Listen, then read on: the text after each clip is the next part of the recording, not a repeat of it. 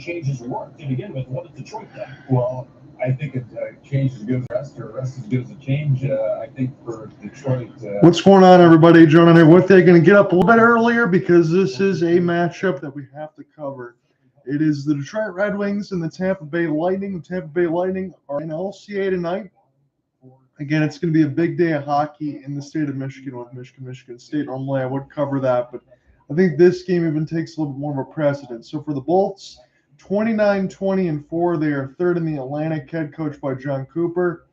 In the mix of it, let's get into their lineups. Braden Point, Greg Conclavis, Nikita Kucherov, Victor Hedman, Darren Radish, Nick Paul, Brennan Hagel, Jake Getzel, Ryan McDonough, Eric Chernak, Semgus Girgensons, Cam Atkinson, Mitchell Chafee, Luke Glendening, Dylan Duke, and Mikey Leesamont. So a couple of Red Wings, couple former U of M man, Dylan Duke there on that side too as well. So there's a lot to think about there. Emil Martinson Lilleberg and Nick Perbix, and the big cat, Andrei Vasilevsky, will be in goal. I'm going to get Ian in here in a second as well. And for the Red Wings, head coached by Todd McClellan, it's Dylan Larkin, Marco Kasper, Lucas Raymond, Ben Schrott, Moritz Seider, Andrew Kopp, Alex DeBrincat, Vlad Tarasenko, Simon Evanson, Albert Johansson, Michael Rasmussen, Elmer Soderblom, Patrick Kane, JT Compher, Joe Valeno, Jonathan Berggren. Compher is going to come back after missing about 5 or 6 games. Alex Lyon, I believe, is going to be the goaltender record.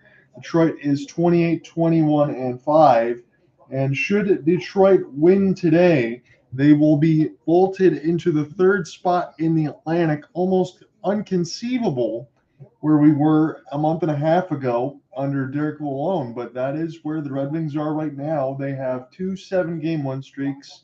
Tom McClellan is 15-4-1 in this stretch, and dare I say it, this is the biggest game of the Red Wings season before the Four Nations break, so this should be a good one. What's going on, Ian? Oh, I saw you were doing a space for this, and I had to come in, and after seeing the details of what this would do for playoff picture and division play, no less, I had to show up. I appreciate that, my friend. It's again, I'm getting up a little bit earlier myself, trying to get the body clock all set up. I got a lot of stuff early to do next week as well. And then we got a big Super Bowl. I know you're excited for that. On the Sunday side, and I'm not just saying this because you're in here, I am taking the Chiefs for the history. I do think it's going to be a close game, but I do think the Chiefs will take it. I hope so. I really do. So we have Miss USA, Alma Cooper at LCA. I have to say that's pretty cool as well. You have some Wolverines in here, some former Wolverines as well. I do see Andrei Vasilevsky in the goal crease, 23-15-3, 228, 919, and 3 shutouts. 1-1 this season against Detroit, 68 saves, only 2 goals allowed. So these teams are going to meet 2 more times after this. Both teams have won at home. Alex Lyon, 10-6-1, 258 goals against. It's a career high for him in the 8th season as far as all of that. And Alex Lyon was good in his last few starts, so they're going to give Cam Talbot that extra rest unless he's going to go between 4 nations, but I don't think so. So he's going to get the extra rest here. And the 4th lines are going to get going here as Dylan Duke will push this one in the corner. We are underway. And here we go. Yes, this is going to be a big one here on ESPN, a little national game here. Be a doubleheader as well. Vegas Golden Knights will be on after this. So should be a good day of hockey all the way across the board. I know I will watch Michigan State later. But this is the preeminent matchup today, as Edmondson now will get in between 3 defenders, and now Tampa Bay Lightning will go ahead and split the difference as Victor Hedman will send this around the embankment. Bounce a couple times as Marco Kasper will watch this, will go to the left side boards, and a stick chop by Raymond will send this back to Victor Hedman. He's going to get some time in alongside Team Sweden in a few days from now when Alec and I get a chance to cover the Four Nations stuff. We'll be covering most of it, just not USA Canada on Saturday because of the Sharks assignment. As Cherot will be sending this one down. And around the end boards and Radish. We'll go ahead and give a look around JT Compher. Again, good to see him back in the lineup as Nikita Kucherov. Good pass ahead. Opportunity for Cirelli off the delayed offside as this one gets sent in. 18:45 left to go in the first. No shots just yet as both teams are Feeling each other out here at LCA. This is a huge game because if the Wings win, they'll be top 3 in the Atlantic. Again, Tampa should stay right where they are in the WC1. And wow, this one bounces right in off of Alex Line. He had to have that from Hagel, and he didn't get it there. Went off his glove and went in, and Tampa's got the early lead. Man, that one hurts. 18:32 left to go in the first. Again, I'm going to try to be as neutral as I can on the call, but I don't care what goalie you are, whether it's outer space. That one's got to be saved. And in and out of the glove hand, Brandon Hagel gets around the defense. I know it's a shot at the one-on-one against Gustafsson, but Lions got to have that. And Tampa has the early lead. So 18:25 left in the first. Hagel with his 25th. Again, everybody in the Team Canada side for Four Nations, all on the side for Tampa, and between Getzel and the like for USA, they're all going to be on the top lines, and they're all going to do well, as this one is held by Vasilevsky. We'll get some pushing and shoving in front of the goal crease. So take a look at this now, and alongside the camera cut, and Hagel, I mean, it's pretty innocent there, off of 1-on-2. And he gets a little inside out against the brinket, but Gustafsson's got good position. There is no screen or anything else. Alex Lyon just it's a curveball, and he missed it. 6 points in the last 5 games, 5 goals, and an assist for Hagel, the former Chicago Blackhawk. Has fit right in since he's joined over, 3 seasons now with the Bolts. Don't see Patrick Kane take a lot of draws. That time he actually won it, as Tampa's 18-8-3 when scoring first. That is not good for Detroit. As Michael Eyssimont pass, this one will pull ball bank right to the Red Wings, and Gustafsson will get a chance to start this one again. Let me go ahead and pull up my Red Wings roster nonetheless. I'll have some notes to type in after that goal, as this is now toward the right side boards and a backhand feed for Eyssimont. Quick save there for Lyon. And that one was almost a no look. They're trying to catch him right off guard. John Cooper already in his 13th season as Lightning head coach, .637 points percentage. Again, former head coach of the Red Wings, Jeff Blashill, is the assistant, 2-time Stanley Cup champion, 2020 and 2021. First one was against the Bolts. After that, that's when Cooper and I covered it. And between the rest of it, to watch Tampa Bay then lose to the Colorado Avalanche when they were trying to go for 3 straight. Be an opportunity now for the fourth line yet again, as Veleno will win this defensive zone draw. So very interesting start here for Tom McClellan's squad, as they're already putting the fourth line back out there. Kind of wonder what that means to me as far as Dylan Larkin being on Team USA and trying to maybe rest a little bit as well, but they need to get this game. It's still very early, 17:30 in the first, as this one's pushing the corner for Nick Perbix. Now toward the left side red line, this will be sent back around by Lyon. A quick pass, and I don't think Gustafsson's going to be able to get there. Little pool balls there get knocked all the way down as Gustafsson gets stuck against the boards. There's a lot of crowd that have to sit on their hands because of the early result, but you know it's going to be loaded here at LCA. Kucherov helps to just keep it in, and that one is sniped. And maybe I made the wrong decision to cover this game, but here we go in the mix of a long shot that was kept in by Kucherov. And Todd McClellan's already have to look at the player sheet, 17:04, as that one is ripped home from distance.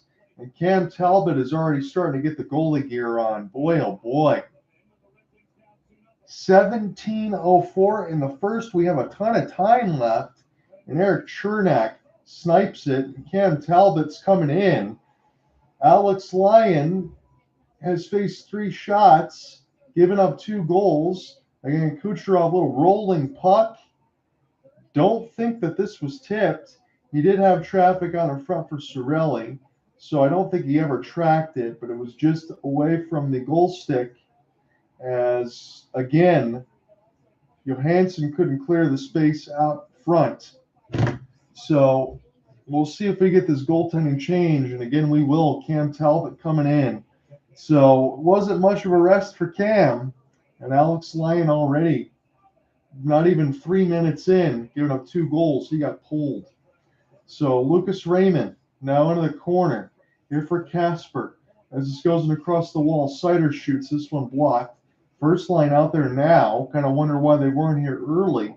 As this goes back around the end boards, Raymond Try to keep this, goes right to Casper, and this one will get blocked aside by the defense. Good outstretched pass here for the Bolts. And good stick chop the other way for Moritz Seider. Seider now, nice move off the backhand. Sets for Casper, right out in front, and a good save. Sit up there for DeBrincat as Vasilevsky robs him at that point, right in front. Here's another chance. Pass across, and this one does not connect from Casper to Larkin. That could have made it 2-1.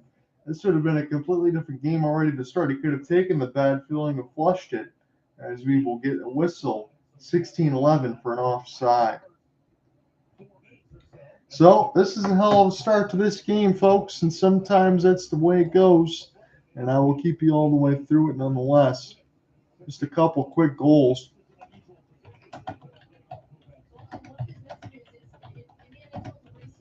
Not the most optimal start, but I will say, if nothing else, this team has learned how to score under McClellan, going from what was that 2.6 goals per game to 3.35.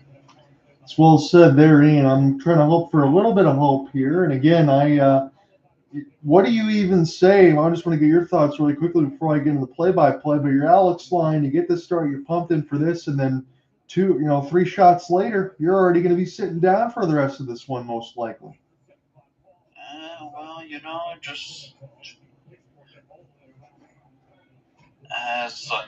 Just some days are better than others. That's really all I got. Yeah, sometimes that's all that's needed to be said. I agree with you there. As Patrick Kane put this one in the corner again, he flat out stole the game on the last big Thursday side against the Edmonton Oilers. As Gustafsson will put this in around the end boards, now Vasilevsky will stop it again. You give Vasilevsky a couple of goals and run support. Sometimes that's all it takes. Soderblom, this one gets etched in the corner and off the wall. The Lightning with a good chase of the puck here. Nick Paul from Ottawa Senator now with Michael Easemon, as this one is stuck in the corner here for Gustafsson. Soderblom try to get it loose. Mitchell Chaffee, Easemon, fourth line, trying to do work. It's 3 shots, 2 goals for Tampa.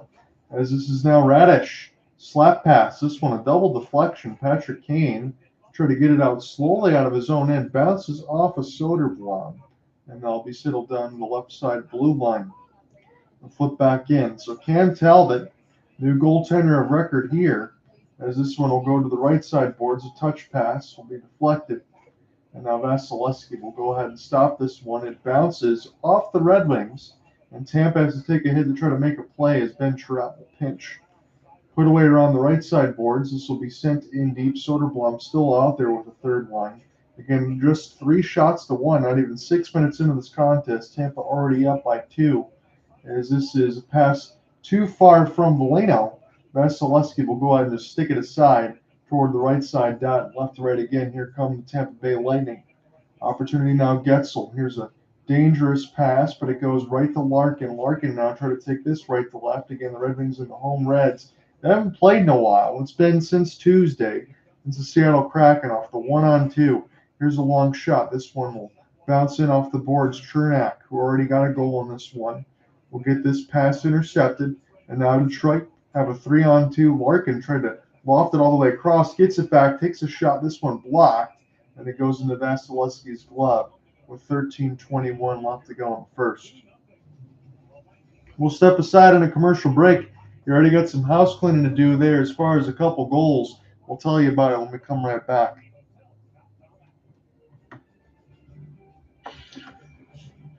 So, in other Detroit sports news, the Pistons, while their record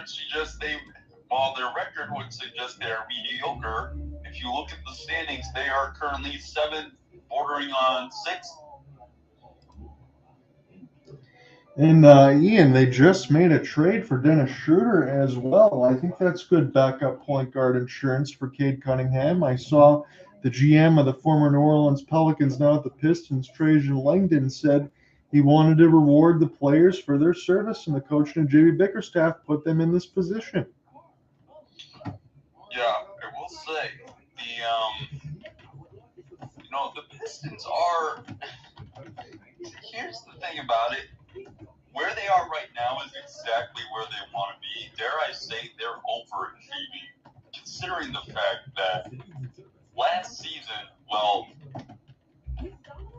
it was awful. Let's just call it what it was. It was bad in so many ways. Yeah, I don't think there's anyone that's going to argue with that, Ian. I'm right there with you, and it's nice to see the team be relevant considering where they are right now. It's nice to see in the mix of the Red Wings starting to do well, the Pistons doing well, the Lions making the right decisions, and the Tigers seemingly try to do the right things. I like them bringing back Jack Flaherty. I think Gleyber Torres is a no-risk signing. It seems like all the teams, whether or not they win a championship, I don't think they do anytime soon. Yet, I do think we're going to be seeing them make the playoffs and all of them be relevant. It's pretty exciting. If I had to guess, okay, obviously the Lions are in the best position to do it, but if you ask me, the Red Wings will do it first. I was hopeful, Ian. I will say this honestly. Again, this is no smoke for anybody. Once Eisman took over, I was hoping by the end of this decade we might see the Wings lift a cup or get awfully close. And right now we're in 2025. You get to 27, 28 on that side, I think the Red Wings will be in full bore and ready to go. Now, you made a great point over the last few times you've been on the broadcast with me about the Atlantic starting to surge and a lot of teams being competitive. I do think that's going to remain to be the case, but I do think Detroit is going to be one of those teams that's going to be a tough out.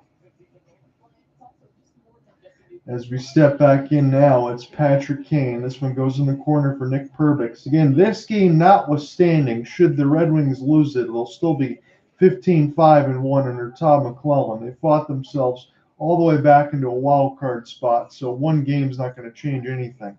But I did mention alongside Ian as well as he joined me with a lot of these. Another shot, this one goes wide. The Red Wings do have the toughest remaining schedule in the NHL, but the way that they've been playing, I do give them a good puncher's chance. As it's an opportunity now, Rasmussen, this will be walking beside in their corner. You got Boston and Vegas. That at 3:30, I think the Wings fans will be rooting for the Golden Knights. As this one goes in the corner here, Justin Hall. Now off the tie-up, here's Patrick Kane.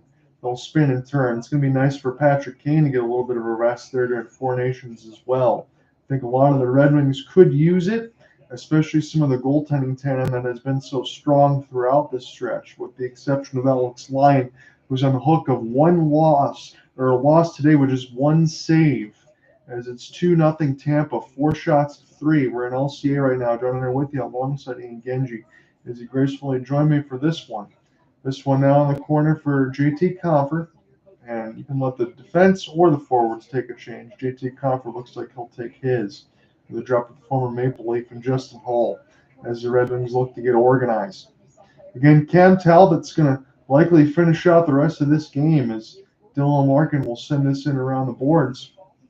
Toward the right side here is a reverse hit Eric Chernak now, and alongside McDonough in his second tour of duty as he was picked up from the trade and alongside with Nashville. Tampa has iced it with 10:52 left in the first.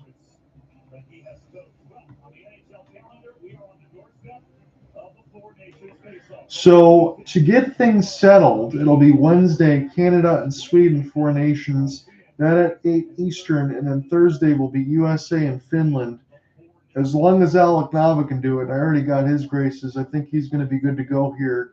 Him and I will cover Wednesdays and Thursdays game. USA Canada on Saturday, I will be out at around the 8:15 side because I'll already be working with the Sharks. They got Saturday and Sunday double duty off the back-to-back. So I'm going to miss Saturday's game, but that should be the only one that I don't cover, as this one goes in around the end boards. I think we have one day where there's a game at 1 and a game at 8. We'll be taking the late games. So maybe 2 games out of everything that'll be missed. And then the next week, I think Thursday is the championship game. And I think there's another game on Tuesday the following week. So Tuesday, Thursday championship, but it starts Wednesday, Thursday. We will have both of those here for you. That's going to be my schedule pretty much. Monday, I got recaps. Tuesday, I'll be off because it'll be early in the morning. Wednesday, Thursday will be the Four Nations with Alec, and then Saturday, Sunday, Sharks double duty, which I have all those links posted. This one given away to Tarasenko, and this is stopped by Vasilevsky. He made that look rather easy as the Cat will brush this one into the corner.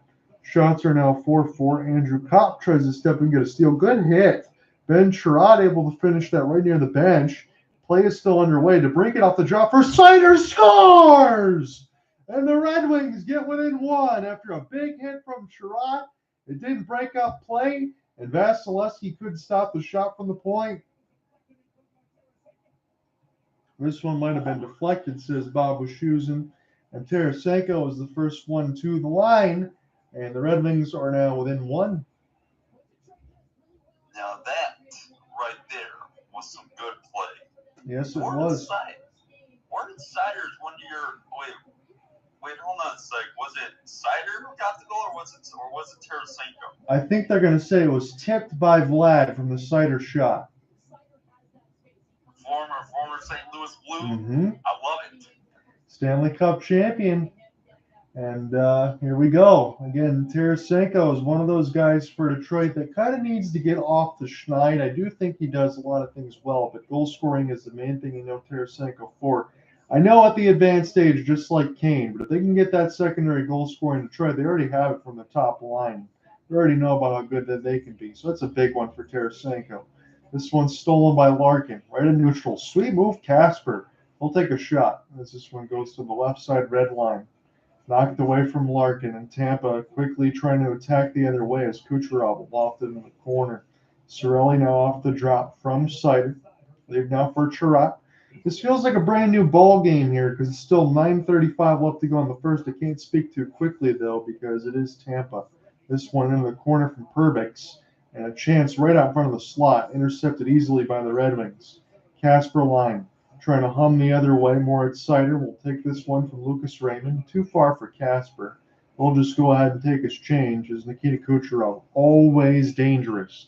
He'll race in to make a change as it's chipped in by Hedman. And now brushed in the corner. Opportunity now for Edvinsson. Leave for Patrick Kane. What a beautiful feed ahead as this one off the drop. It's turned away. And now Gustafsson sent it back in deep. So shot board is now 5-4. Tarasenko scores off the tip to make it a one-goal game. Already been a lot of action in this one as Rasmussen now with Soderblom. And we get an offside. A little late hit there from Edvinsson. My draw crowd as they're showing Vlad Tarasenko in the mix. So a good back pass from the Cat sets up Seider right in the high slot, tipped by Tarasenko. And it's a one-goal game as we take a break. You know, I have a feeling, John, that if Detroit's going to win this game, it'll be one of two ways. Either A, the Wings are blessed with a couple of power plays and you score off those, or you're going to be scoring goals the way you just scored. Because I'm going to be real, the caliber of goalie that Vasilevsky is, you're not going to be. Nothing will be easy. Everything will be earned. Absolutely, and that's the way it should be, especially when you're trying to win a hockey game, right, Ian? That's what you want to see, best on best, and Vasilevsky is still very much in that category. Just typing in a couple of these goals here in the mix because we had a lot to do. A couple of shots from the point. Alex Line did not have the best day. He was already pulled after making just one save. Cam Talbot's going to have to come to the rescue here for the rest of this, and I think that he's capable enough to do so. He's been able to show you that. I mean, he won his last, I believe, now 9 starts for Detroit. Kucherov already with a pair of assists. And Ryan McDonough was the one that got the secondary on the latest goal. Right now, the ESPN side is wrong as far as the goal. It's not been updated. It's still Moritz Seider with the 6. He's going to get an assist, but this is going to go to Vlad Tarasenko once this does update. It's currently on the NHL app currently says that Vladdy has the goal, so they're correct on their side. Thank you for that, Ian. I just looking at that now. It's Tarasenko from Sider and DeBrincat. That one makes a lot more sense. I will finish typing that up once we get done back into another break. In full coverage, you're going to follow per usual. I'm going to just get up a little bit earlier and cover this one. And then kind of take in the rest of the sights and sounds from Michigan State, and then try to see what's going on Sunday. Because it'll be a little bit of a watch party for the Super Bowl. Maybe I have to spend some time with the missus. But we'll see some of that. I know I'll watch some of the game. I know I'll probably check out Kendrick Lamar as well.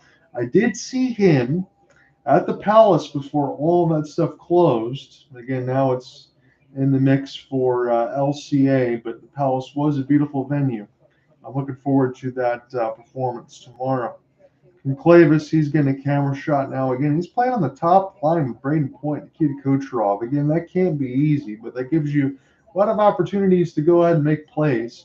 Andrew can't win the defensive zone draw. Shot will go just wide. This will work out well as Tarasenko now. He will get it off the stick lift. Nice play. Trying to feed Kopp right in across the slot. That pass just missed. It was on line, but a little bit too hard. As this now off the one-touch from Clavis on the backhand setup. And what a beautiful goal for the Tampa Bay Lightning. It is Hagel again, and that one could not be any easier. That was just a perfect pass. That's Point, excuse me. 8-11 from Clavis. That's just so wow. That is a gorgeous pass. I mean, you cannot do that any better. I'm glad I've been able to call that one as the way that I should. A little short side snipe off a perfect pass. And that is why the Bolts forwards are as good as they are, Ian.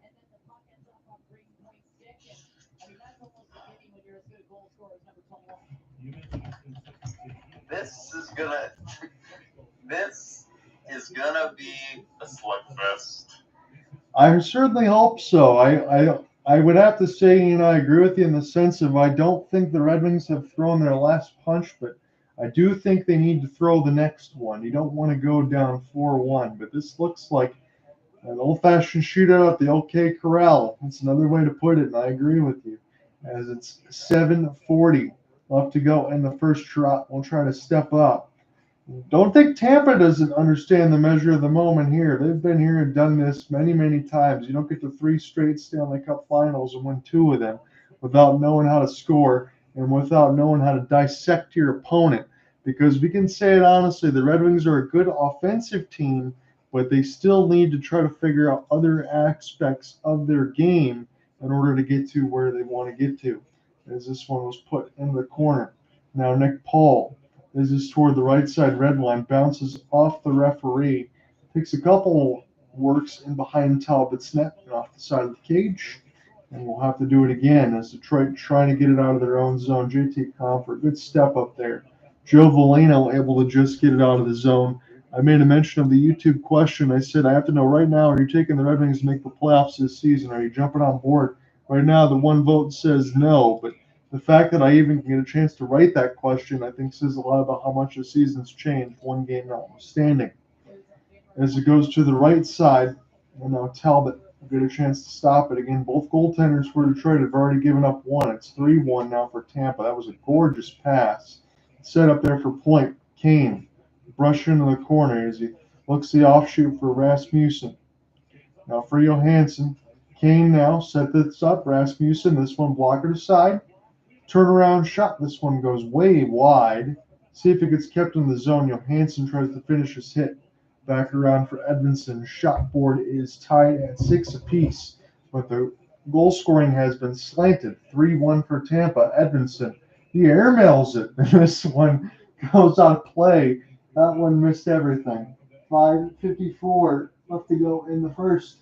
We will take another commercial break. And again, you just don't get much better than that pass. As it's set up for Point, short side near the left side dot. That's a flick of the wrist. 3-1 Bolts.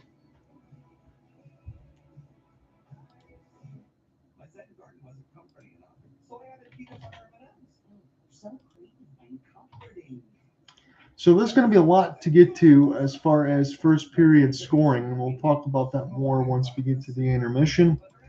But the latest is point from Conclavis, who made that beautiful pass. And that is why he put him on the first line. And Hagel was the secondary off of that, but he was able to keep that one in the zone to get that pass in the slot to point. And that's why he's got 33 assists as well.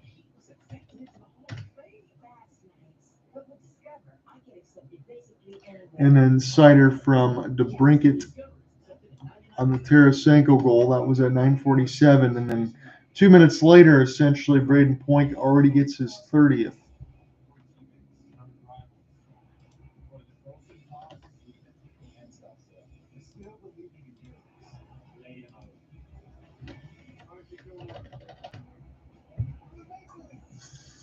So, when the period ends, Yes. If the Red Wings have not pulled within one goal, what would you think Tom McClellan is going to do? Because he's already changed out the goalie, Cam Talbot. He's given up one goal, but so far he's been okay. Do you think he'll switch up the lines? I think you're going to have to do some juggling, Ian. I think that's a good call by you. You're going to have to go with whatever works here on this Saturday. I really wish I can give you a better answer than that, but John Cooper is the master tactician. We know that all about that. Todd McClellan is no slouch, but you're working with the personnel that you're working with. And Tampa's got the advantage. No ifs, ands, or buts about it all the way across the board. Again, that's part of the team that Steve Eisman built, but Todd McClellan, juggle the lines. Again, you're going to have to figure out what works. And honestly, Ian, you're going to have to also get some stops. I agree with you that it's going to be a shootout.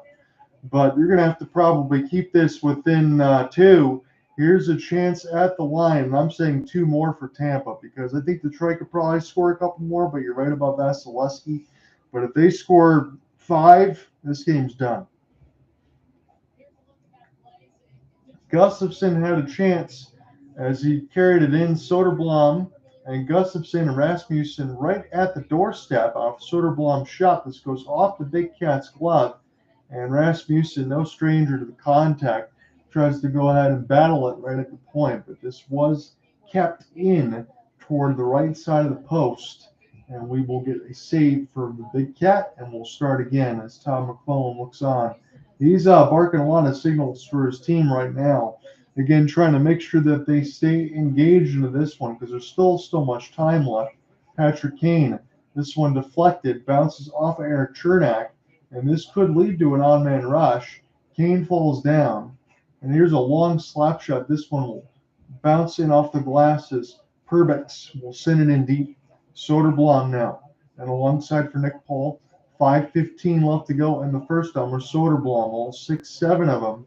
Here for Patrick Kane. That's a good lofted pass. Try to be kept in by Rasmussen. That third line has been good. Patrick Kane is not normally on the third line. He's mixed in with the second.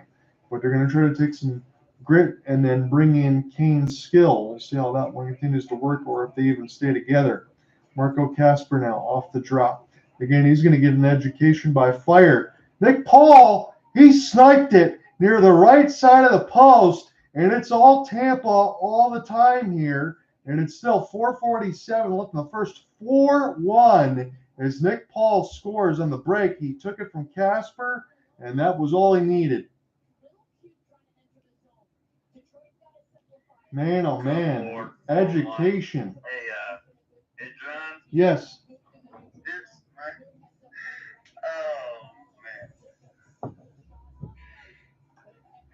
This will either turn into a blowout, or it will be one of the games of the season if Detroit can turn it around.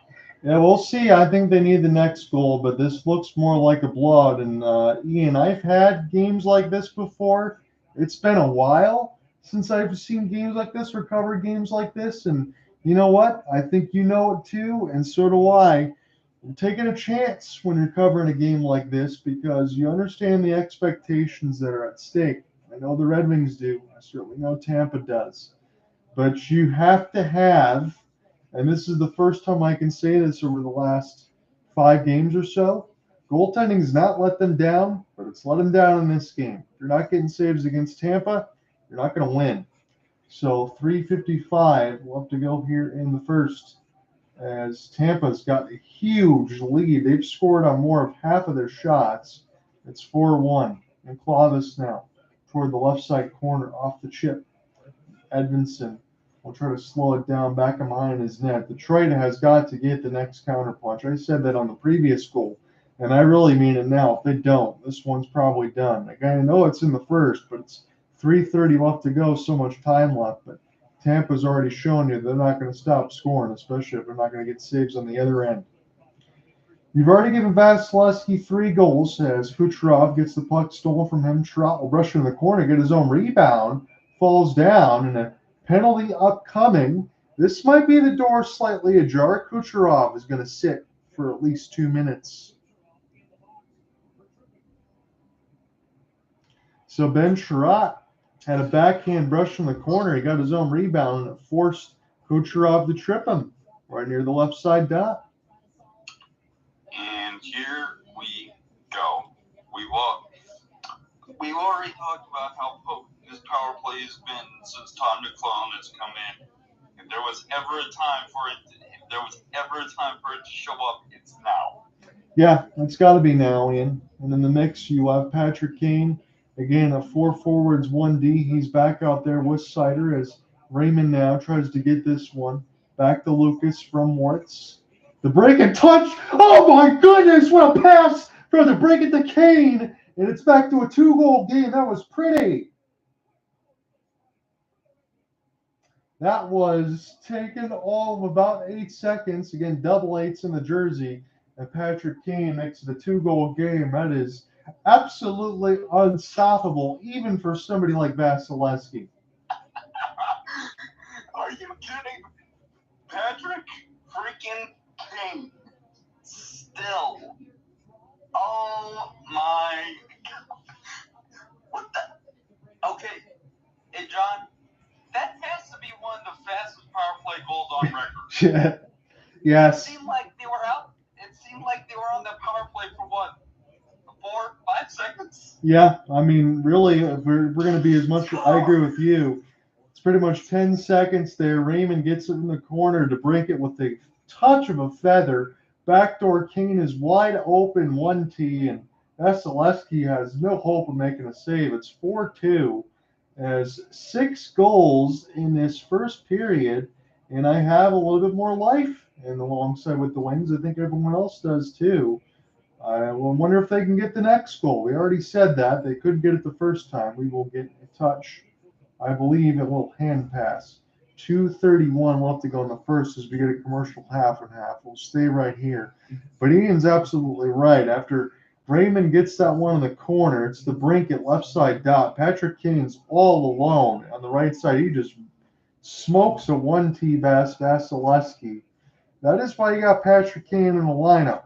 That's really no mistake the other way. If you did not see his shootout goal on Tuesday in the game winner against the Kraken against the Cord, that was a thing of beauty. Turned the top hand over about 7 times and roofed the backhand over to Cord to win it in the shootout. 4-2 now. Tampa still up by a couple. Patrick Kane has given the Red Wings a little bit more life, however, as this one is a good feed. Gustafsson now trying to join the rush. And he'll send it in off the tip. Deflected. This one goes wide. I think Vasilevsky might have got a stick on it. Otherwise, it could have been 4-3. This now as Gustafsson can't hold it. And we'll go back across the wing wheel. What a wild first period. If you would have told me 6 goals would have been scored already, I would have told you you're absolutely lying. But that's exactly where we are. As this one goes out of play. 1:42 left in the first. That was a good save by Vasilevsky in tight because it could have been 4-3. They're showing highlights here on ESPN side. Jesper Bratt scores the first against for the Devils against the Canadiens. Boy, oh boy, have they really fallen out of the chase in the East again. They were close to WC2. They've just taken too many L's in a row. Again, Marty St. Louis squad is still rebuilding. Faceoffs are 15-5 Tampa as Kucherov will put this one in the corner. Gustafsson Can't get it out. This will be sent in deep now for Simon Edmondson. Again, he's part of the future alongside Moritz Seider. Larkin now off the 1-on-2. Here's a drop. And another one is not called in front of the referees. I thought Raymond might have got tripped there. I'm not trying to sell a home time call. That looked pretty blatant as this one goes in the corner with 1:07 left in the first. I guess Tampa's going to get a little bit of mercy there because Detroit's power play was very efficient. 1:07 left to go in the first. Jake Getzel will take his change. And, yeah, Ryan McDonough, he clearly tripped Lucas Raymond toward the left side dot, and that is a bullet dodge for the Tampa Bay Lightning. Tarasenko. Go ahead. Wow, that is actually pretty blatant.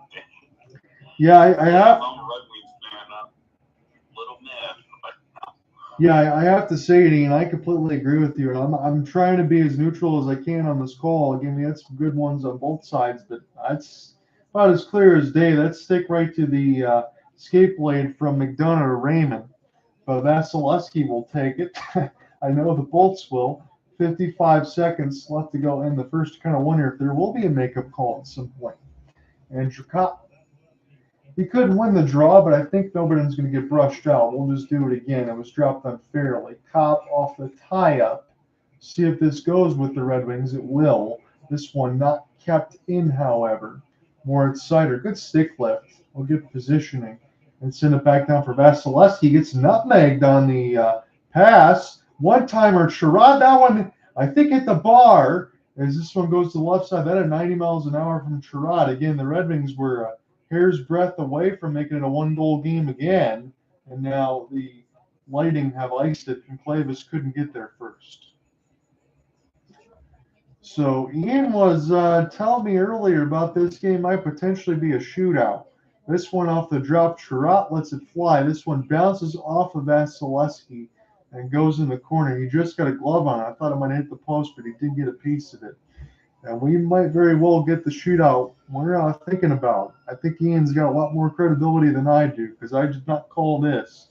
But 6 goals, I'm enjoying the game so far. We can keep it close, so let's keep my spirits up. I would like to see a victory on one side.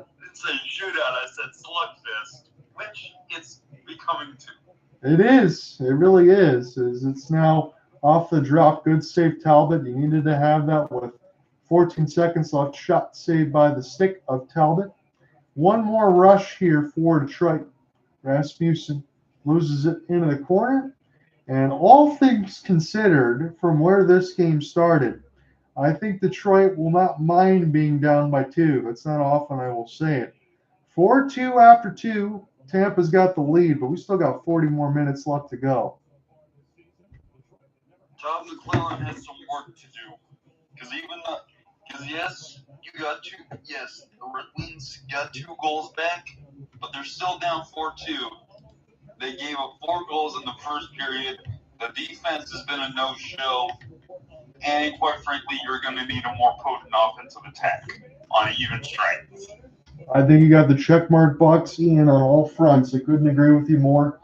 I really, the only thing I can say about the defense, and it's probably the easiest thing for me to say, you just got to make sure, as hard as it is between Point, Hagel, Kucherov, and the like Getzel, you got to keep your man in front of you. And the way that these goaltenders are playing right now for Detroit, you might have to commit to those shot blocks a little bit more and be very pertinent on your defensive effort because if anything gets by these goalies right now, they're not making saves. So it's going to be extra time to play some defense here for Detroit and also find a way to score. It's not a position that's very enviable, but we'll see what happens. Yeah. And there was, what else? Oh, yeah. Oh, there is something I wanted. So, we discussed this a few weeks ago when Detroit was just starting to improve. The trade deadline hasn't passed, has it? No, we still have just about another month. Just about another month. Have you heard or have there been any grumblings that Detroit might make a move to bring someone there? I have not heard yet, Ian, officially, as far as what Yzerman wants to do, but I do think you make a great point in the sense of I know exactly where you're going with this because I agree with you. The way the Red Wings have played, we talked about this a little bit with the Pistons, bringing in somebody like Dennis Schroeder. Might be a little bit small, but even if the Red Wings do the same, I think they fought themselves back into it. I think Todd McClellan's done a hell of a job coaching this team, and I think that's probably what the Red Wings should do. Even if it's small, I think they need to make something, preferably probably on defense, Ian. That's where I'm leaning, but I think the Red Wings should try to improve. God, I don't know what if there's a good defenseman that's gonna be reasonably priced. I can tell you a guy who is. See, the only ones I can name are ones that aren't doing that well. Specifically, the guys on the Blues. I mean, trust me, they wouldn't cost anything, but they're not that good either. Well, the thing is, and you know the Blues very well, Yzerman has made a lot of moves with St. Louis over the last few years. Again, I know Ville Husso, but the Jake Wallman trade was something that I thought at the time was very good for Detroit. Again, they've done a lot of business. I would not be surprised if he doesn't take a chance, whether or not the numbers look good or not. I think that might be a possibility. Here's the thing, though, because the only one that the Blues now, for all I know, the Blues will trade any of their defensemen, but the one that they're going to want to get off the books is a guy named Justin Falk, who signed a 7-year deal back in the before he signed it in 2019 and it expires next season. Okay. So 7 years, 6.5 mil. It will be less this season, but you still have that whole other year. And as for his stats this season, let me take a look. Yeah, he is not an offensive defenseman at all. 51 games played, 2 goals, 17 assists. Oh, his plus minus is -14. Yeah, no. You know what? Honestly, Ian, I don't think it's going to be that bad because there was a lot of wings before this entire streak that was maybe worse or in around that same. Justin Falk is 32. I'm looking at it right now. I know he's played a long time with the Carolina Hurricanes. He was more of a minus then as well. He's a minus defenseman. He did have a plus 41 season with the St. Louis Blues in 21-22 and 47 points. As I'm looking at it right now, I'm not going to say no, but I do think there's got to be some sort of salary retention. I don't know if St. Louis wants to do that either. Well, regardless, actually, yeah, they probably wait until next season and hope that he's got decent stats to trade him then. But if they could get rid of his contract now, it would just it'd be better. I mean, they kind of. I mean, the only other one. Sorry. The only other defenseman that they would be looking to trade is a guy that is a guy that is a Ravens fan, because we traded for him. A guy named Nick Leddy. Yeah. I don't. The one thing I'll say that I don't see the Nick Leddy reunion tour coming back to Detroit.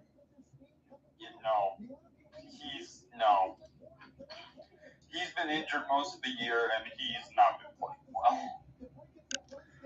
I'm looking at it right now as far as the roster. I still can't believe Ryan Suter's playing in the NHL. But yeah, it would be a tough sell. I mean, unless unless the Red Wings really want to, and I'm not saying they will. This is fantasy land, so I'm just throwing a name out there. But unless they really wanted to go after somebody like Colton Parayko, that's going to take a lot of work. And even now, as I look at it, Colton Parayko's already 31 years old. Where does the time go? So, yeah. Well, see, here's the thing. If you went after Colton Parayko, the Blues, rightly so, would be asking for a good bid, because this is his best season by far, and I think, although if I'm gonna be totally honest, man, if you did get Colton Parayko, he's scoring, depending on what scheme or what concept Tom McClellan runs. I mean, he's got 12 goals on the season, and he has turned himself into a bit of an offensive defenseman. He's still good defense-wise, so I think you would get good value on that end. right. But the Blues would be asking for at least a second and multiple picks afterwards. Yeah. Because it's his best season. Yeah, no, I agree with you completely, Ian, because the one thing I always remember with Colton Parayko is the bomb of a shot that he had, and especially he still got that. He's talking about scoring goals and then bringing in those picks and everything else. You're right. That's exactly what Doug Armstrong and company is going to want. And I look at it in the sense of two. Again, Detroit scored a ton of goals, and they've done a lot better this year, especially with Tom McClellan. But Shane Gostisbehere was a guy that filled that role. He was a heavy minus player, but he was a power play merchant, and he did a lot of damage. So that was one of those names that I threw out there, but I think that we're in complete agreement. That's what it would take. I would like to see the Red Wings, again, to sum up everything. We got another 8 minutes so in the intermission, just to kind of get a soft buy. But if they choose to sell, I wouldn't be disappointed in that either. I know there was a poll a little bit from some of the Red Wings fans and some of the beat writers around here. They said, give me two options. Do you want Patrick Kane to be traded at the deadline, or do you want him to retire as a Red Wing? And I'm thinking retire as a Red Wing. I don't care what else happens alongside Patrick Kane. I don't think he's going anywhere else unless he goes back to Chicago. I'd rather see him stay. But here's the thing with that: if Detroit right now, in terms of deciding what to do with the trade deadline, they're kind of in a bind, because they're not good enough to go to say, yeah, let's go all in, let's buy. But it doesn't look like they're going to become bad enough in a month's time to say, okay, let's definitely sell. And if there is a big possibility that they make the playoffs, you're going to want Kane, because he is, by all accounts, a playoff warrior, and that's what you need on your team. No, I'm with you. And again, I think that I don't care how long it takes down the line. I still think Patrick Kane, if he chooses, he's got a couple more seasons left under his belt where he can still do this. I definitely think he's a 20-25 goal scorer. He's already got 12 on the year. You don't see guys with hip surgery like that ever do the things that he's doing still. And he's a part of it. And Ian's exactly right. It is a little bit of a bind there for the Red Wings as far as what they will do, what they won't do. This next month is going to kind of answer all those questions. And if I'm Steve Eisman and I'm being realistic, yes, that's why I said soft buy if there is anything of that sort that they can do. But if he chooses not to add anything at the deadline and say, hey, I'm not strapping myself for cash, even though I know the salary cap's going up for about $7.5 million for over the next 3 years. NHL's in a good spot right now. Keep the cash, make the smart trades in the offseason like you did about a season and a half ago with Alex DeBrincat, bringing him in and getting locked in. Keep making those moves and don't sacrifice too much for a rental if it's not there. That's what I would say.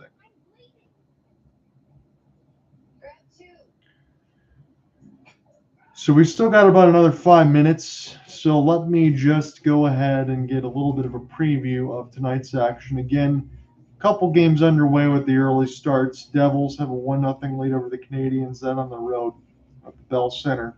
And Utah and the Hurricanes tied at 1. I know Ian was in on the call and alongside Alec with Mikko Rantanen and the Carolina Hurricanes. I'm just wondering how his tenure is going so far in Carolina. I know fans want to try to get the quick things to work out, but I think Mikko Rantanen is going to be fine. I don't know if he stays there, though. Alec and I discussed this, and I gave it to him straight because what I've been hearing around the circles is that Rantanen is going to want 14 to 15 million a year, Okay. which for a guy who's a 50-plus goal scorer is understandable. Yep. So, with all that being said, here's what I told Al.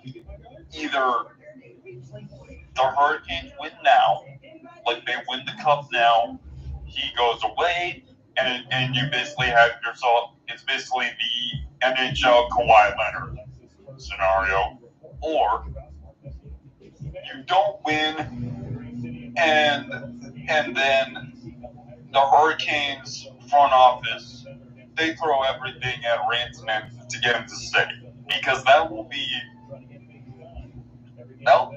2 years in a row where they trade for a high impact player. Yes. And pay a pretty steep price and don't keep him.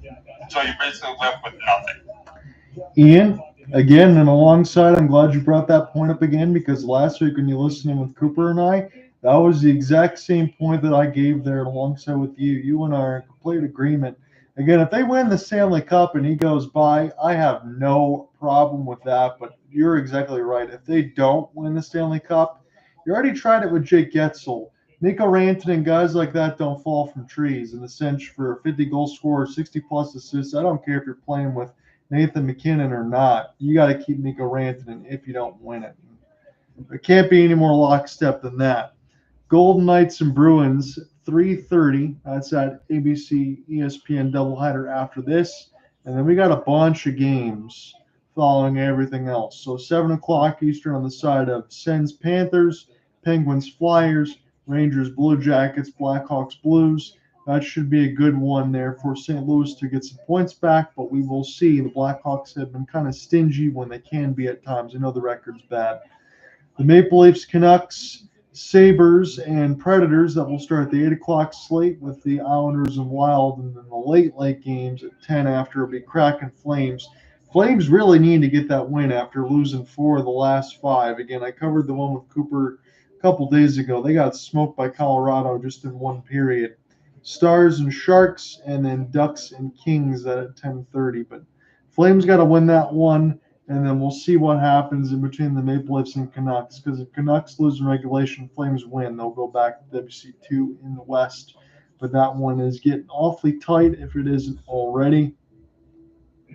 And we'll see if I have any sort of panic index for the rest of these teams right now. But I think we're pretty much all square here.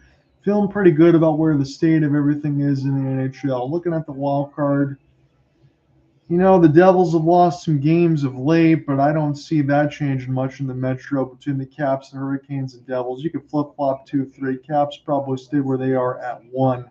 They have a 10-point lead now from the Panthers in the Atlantic, so that tells you how good they're doing. Only the Winnipeg Jets have been better with 81 points, as those two will continue to probably slug it out for the best record in the NHL.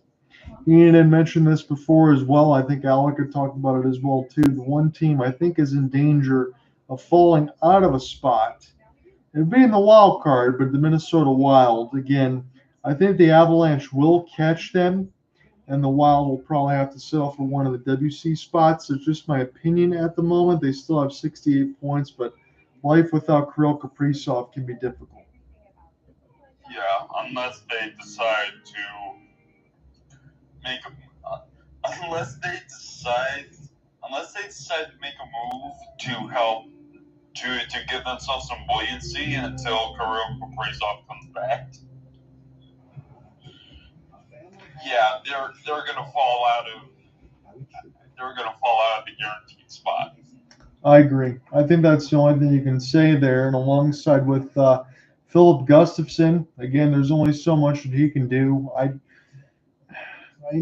said some things about the Caps that I'll still hold on to. Again, I have a little bit of reservations outside of Logan Thompson notwithstanding, and we'll see what happens with them in the playoffs. But the Wild is another one of those teams where that's not a surprise, but they're just one player dependent to me. And that's just, it doesn't work out that well. I'm still not backing off my claim on the Toronto Maple Leafs, even if they do make the playoffs. And you shouldn't. Because until they change that narrative completely, I don't trust that they'll go far. There's not much. Go ahead, Ian. They beat the Lightning in one series, and then the next year they lost their boogeyman again. Right. And again, we've seen the narrative for how many seasons now, Ian? The last 4 or 5? I mean, until it actually changes, the definition of insanity is doing the same thing over and over again, and there's no reason for us to believe in the Maple Leafs just yet. I mean, geez, Brendan Shanahan pretty much did the hockey version of Sam Hickey with the Shanahan plan, and it's the exact same thing. They built a good roster. Yeah. That has done nothing. That has done basically nothing. Yeah, they're still fundamentally flawed, and I don't know if it's. I think you have to say it this way. It might be behind the ears at this point, but I don't care. You have all that talent, and they're just not finding a way to get it done in the playoffs when they really, really should. Especially now they got Anthony Stolarz, who is a pretty damn good goaltender. At least that's what he's shown you. And the mix is a backup there with the Panthers and now full-time with the Leafs. There really isn't anything else you need to do. At this rate, I'm taking all hockey pretense out of it and just going with the possibility that it's the curse of Harold Ballard. Because there's no hockey logic to suggest this kind of run. No, there really isn't. I think that's beautifully said by you. I can't tell you about all the curses and this and that, but you're not going to hear me disagree with it. Cider now. This one blocked. A good save, Vasilevsky. A couple rebound opportunities for Detroit here off this first minute as Zemgus Girgensons, the former Buffalo Sabres product. It's Perbix off the spin. Red Wings now will relent and take their change. Shots on goal are 12-7 Detroit, but they're still down a couple goals. It was a wild first. Tampa scored 4 times. Patrick Kane just scored on the power play from the brink. That took all of about 10 seconds. As Raymond now, and across the wall, Jonas Johansson, a little bit of a fan, as Dylan Larkin gets taken for a ride near the right side boards. Again, he's going to represent Team USA. I believe he's going to wear number 21 for the Stars and Stripes, not 71. So it'll be something I'll have to get used to. As this one goes into the corner, Simon Edmondson will turn it over toward the right side. Saved by Talbot. This one up the fake slapper. It's McDonough toward the left side red line. And this will be Anthony Cirelli with a stick check. Now for McDonough, Marco Kasper trying to get it out. And this is another turnover. Cirelli will touch. McDonough now get a chance to run their offense. And Talbot blockers it aside, up and out of play. And I can say this with the utmost honesty, and I mean it. I'm not trying to throw any shade at the youngster, but Marco Kasper, his rookie season, you're playing against a team like the Tampa Bay Lightning. I've already seen him turn the puck over 3 times, twice within the last 5 seconds, and 1 for a breakaway against Nick Paul. He's got a lot left to learn, and Tampa Bay is a good way to get an education. So keep your head up. We're having a rough game, but still a lot of time here, and there's a lot of good future there for Kasper because he's been a good player in a Wings uniform, but he's having a tough one today. As this one goes in around the end, boards off the win. Sherratt now back to Moritz Seider, but it's all about moving the puck quickly and finding your space. You really can't afford to do much more when you're playing against the Tampa Bay Lightning. And Clavis now off the steal as he forces it. And Tampa doing a great job of stealing pucks away from Detroit. Vlad Tarasenko as this one goes in off the wall nicely. And DeBrincat can't stick it down. This one played with the too much of a high stick there, so we'll get a whistle. 17:33 left to go in the second as they keep showing Jeff Blashill. Again, they're mentioned with the former Red Wings head coach. He was more of a placeholder and alongside for Detroit when they were in that big midst of the rebuild. And again, what fans fail to understand, I'm not trying to give Steve Yzerman too much credit here, but he inherited a nuclear wasteland. Again, Ian and I talked about that alongside Alec Nava when he did a trade deadline show about 2.5 seasons ago. And that has not changed. The Red Wings had to pretty much start from ground zero, and they've got themselves back to a functional franchise, but the fans just want to win right now because it's the Red Wings, and I get it. But you got to start someplace. When you had to start all over from Ken Holland, it definitely takes time. And they're back to a point where they can compete for a playoff spot, as this one's iced by Detroit. 17:04 left to go in the second. John, they're with you. Dylan Duke, former Michigan Wolverine. Again, just spending his last season with the Wolverines. He was a late pick and alongside 126 pick in 2021 draft. He's making his NHL debut.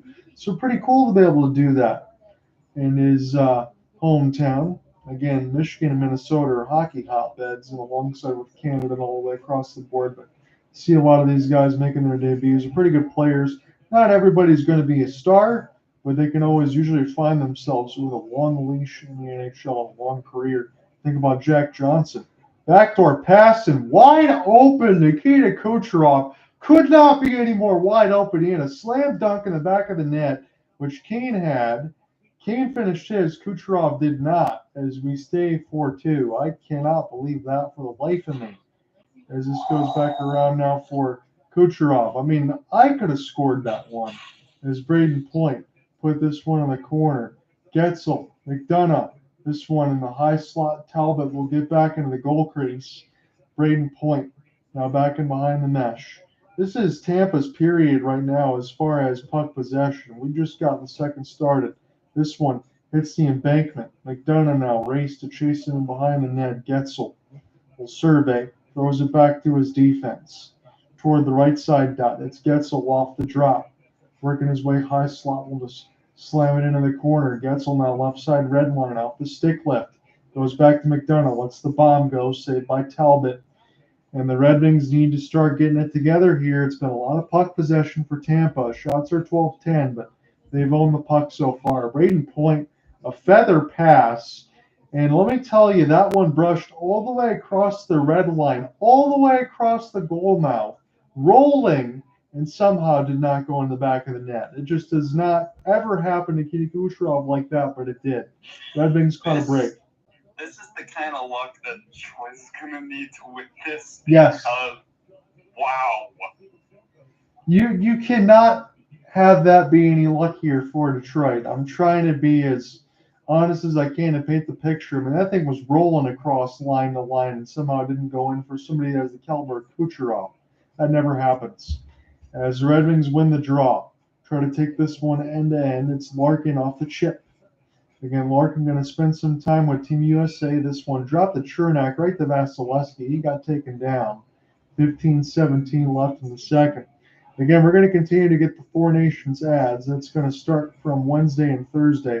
Alec and I are going to be on the call. I'm sure Ian's going to join in on that one. We're going to have a lot of fun in the mix of it. Again, I'll be rooting for the Stars and Stripes, but in between Canada, Finland, Sweden, and the United States, I mean, I think the United States have a good chance.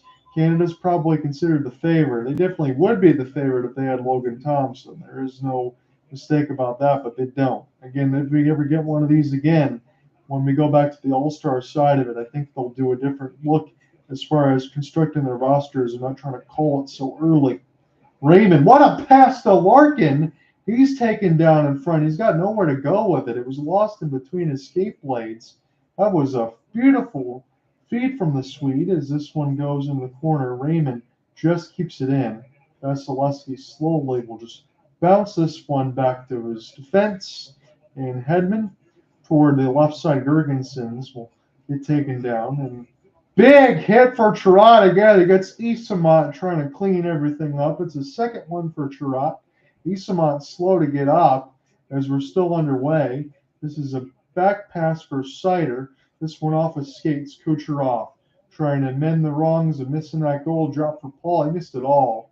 And Isamon is banged up on the hand. Trot really cleaned him out.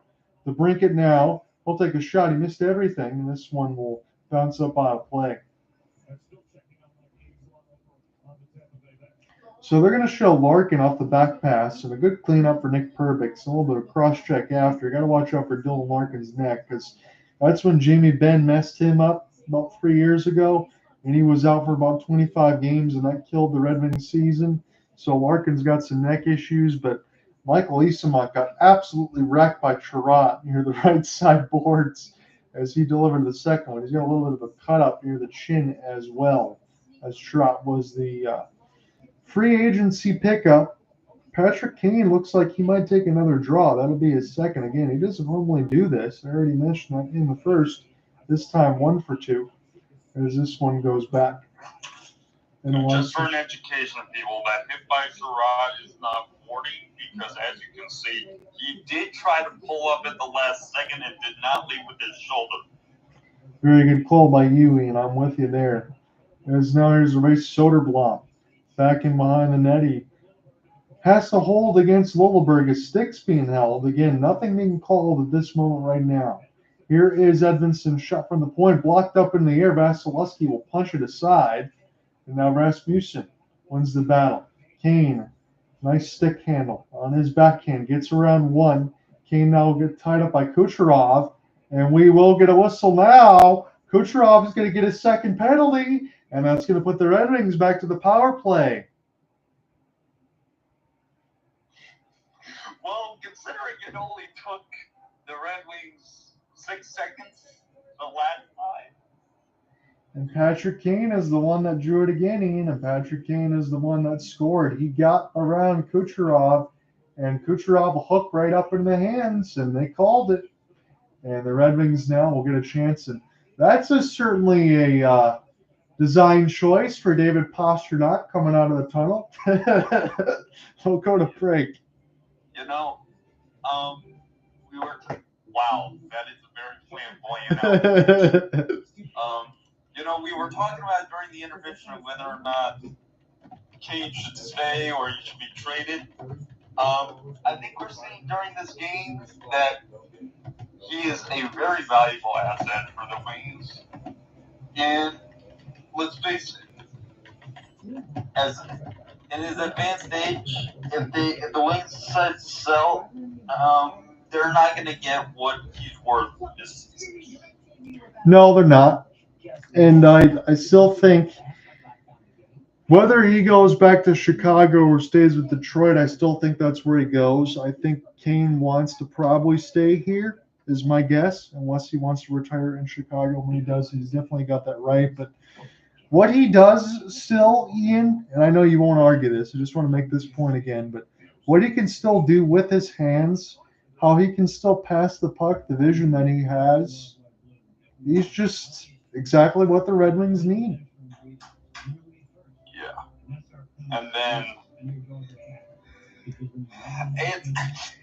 I came up with this analogy, is that on a team like the Red Wings, you have a bunch of guys who, if they were painters, they either take short, hard strokes on the canvas, or they just throw paint at it. And Kane's that guy who will be slow and have that one long stroke that comes out perfectly every time. Yeah, it's kind of how he plays hockey, because we've seen him drag his stick and the puck, and literally, he basically dives it into the net. Yeah, I love that analogy there, Ian. That's great because it goes. He really knows what he's doing. He's going to take his time. When he needs to speed up, he'll do it. But the game is played at his speed, regardless of his age. Here's Kane now. Rister, this one saved for Vasilevsky. That was a really good look for number 88. I love to see him go to work. Larkin now toward the left side boards. It's to brink it back around for number 88. Patrick Kane's got it on the right side. Dotley for Larkin. Raymond lost it in between his skates. Larkin shoots, save, and DeBrincat gets robbed off the rebound by the Big Cat. This is his time to shine.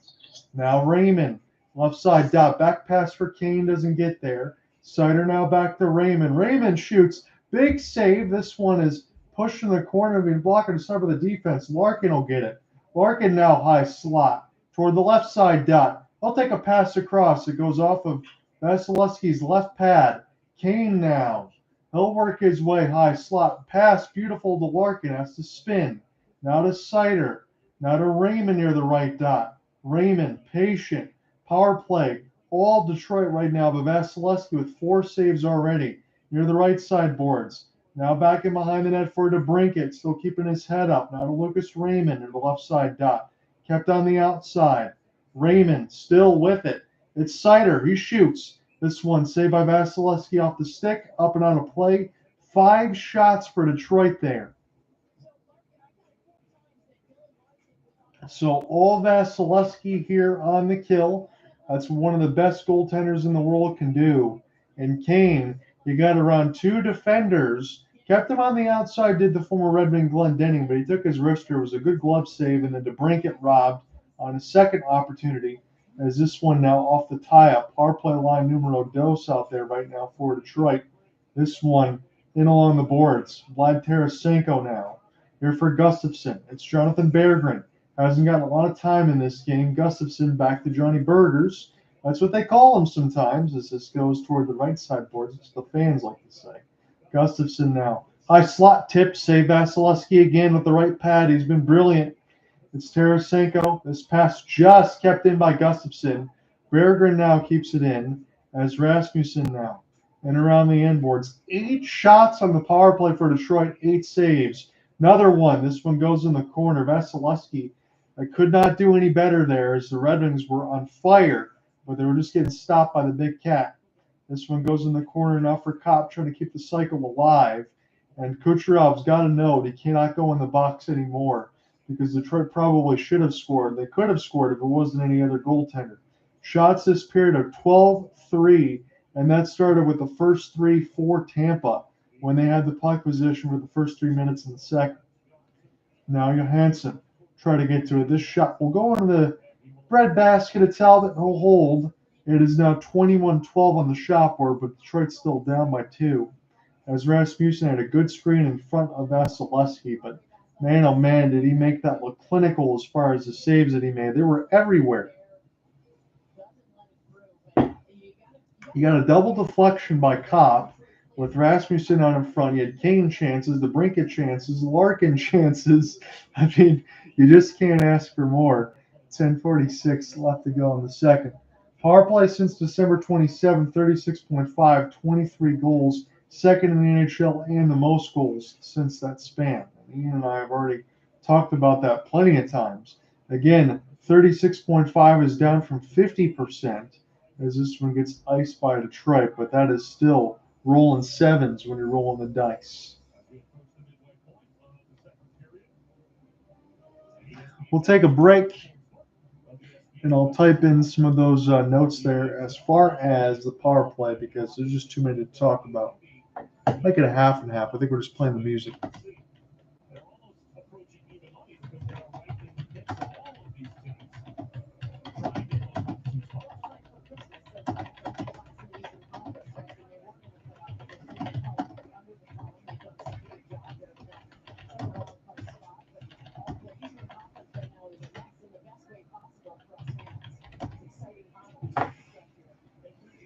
10:15 left to go in the second. This one eludes Sider, be sent all the way down. The profile in the Eastern Conference wild card. Again, Ottawa's got WC1 right now. Detroit's got 61. Columbus has 60 points.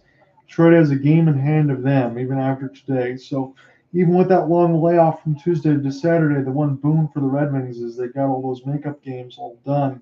And Tampa only has one more on Detroit. Is this now in around the right side? The last appearance was 2016. You don't need to remind me of that. It's been a long time. But again, that's a little bit spoiled being a Red Wings fan all the way down. And I've not been a bandwagon. This has been my hometown team. That'll be ride or die, no matter what happens. We've had some lean years of late, but all things told, I think the Wings fans will be fine with it because they know about all of the other stuff in the history. Here's a chance, shot blocked. Comfer now tried to stay with it. This will be dropped back to the defense. Jonathan Berggren will shimmy toward the left side. Gustafsson will spin. Gustafsson now will one knee it to Comfer. And off the tip, turnaround shot for Casper. Missed it all. Would have liked to see him get close. This Conclavis. This one will be intercepted. Comfer will send this one down as Berggren got all tied up with Nick Paul. Backing around the end boards, Valeno trying to finish a hit. Red Wings will get one for some contact, and Hall will race the other way. Good inside-out positioning there at Clavis, as this will be 8:45 left to go in the second. Again, it's hard to believe that no goals were scored in the second, considering the way that the Red Wings have had the attack and another power play, but that's how good Vasilevsky was. As we'll get a whistle with 8:35 left to go in the middle frame. The formations face off begins Wednesday on TNT. Our first game is Thursday at 8 Eastern on ESPN and ESPN Plus, when the U.S. takes on Finland at the Bell Center. So again, a reminder, I know ESPN's showing it, but the TNT game will be first between Canada and Sweden, and then USA-Finland. Dylan Larkin and Lucas Raymond will represent USA and Sweden respectively.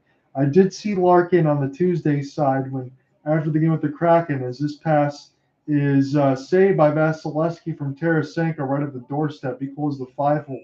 I did see Larkin say that he's going to look forward to going after Lucas Raymond, but he wants to make sure that he won't try to finish his hits too hard because these two players are just too important. So I did appreciate that. He said it with a smile on his face to bring up the sauce right to Tarasenko.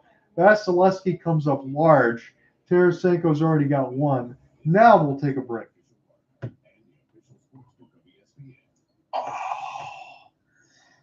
Just a little more on that back here. There was some pretty good setups here, I will say, for DeBrincat.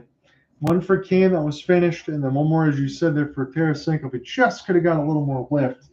But you can say it, I know you've already did, Ian, and you called it in the first.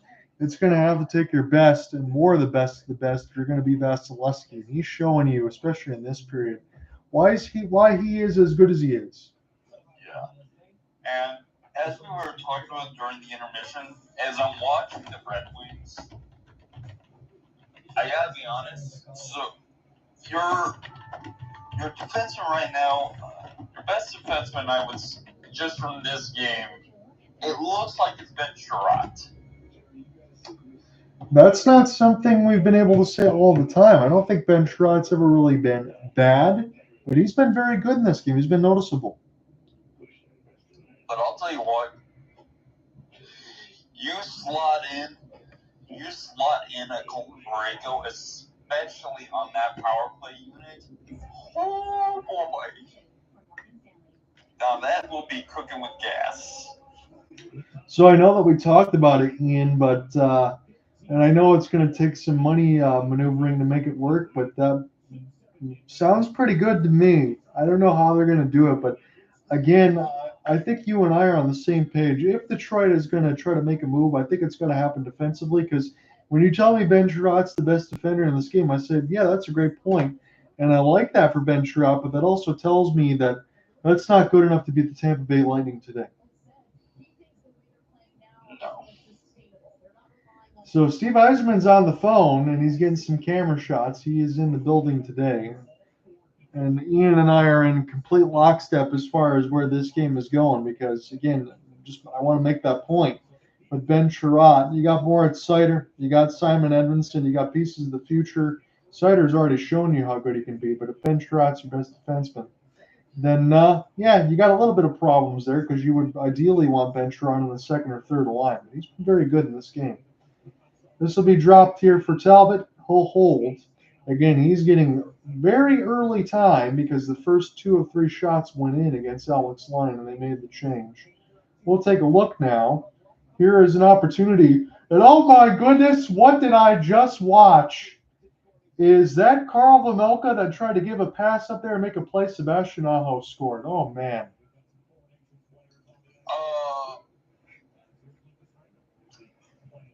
That's brutal.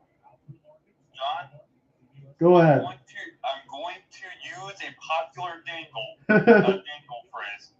If you're a goaltender, tend the goal.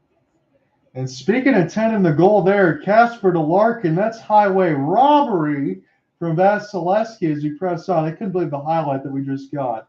Again, the Steve Dangleism is right. That was completely misplayed. Another big hit to the corner. One timer goes wide from Raymond. This one kept in by Detroit. And if Detroit doesn't win this one, they're certainly trying to act like they're going to here. Ben Sherratt now, traffic save Vasilevsky. He has been brilliant in this period.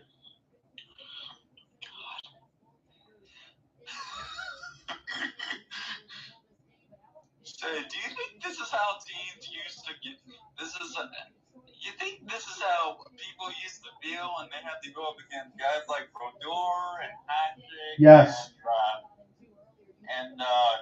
who were some of the other great goaltenders of the 90s and 2000s that everyone talks about that I can't remember right now? You could think about like Mike Richter from the 95 for the Rangers when they ended up winning it. There's a lot of those there, but you're absolutely right. I used to say the same thing about Carey Price until all the injuries.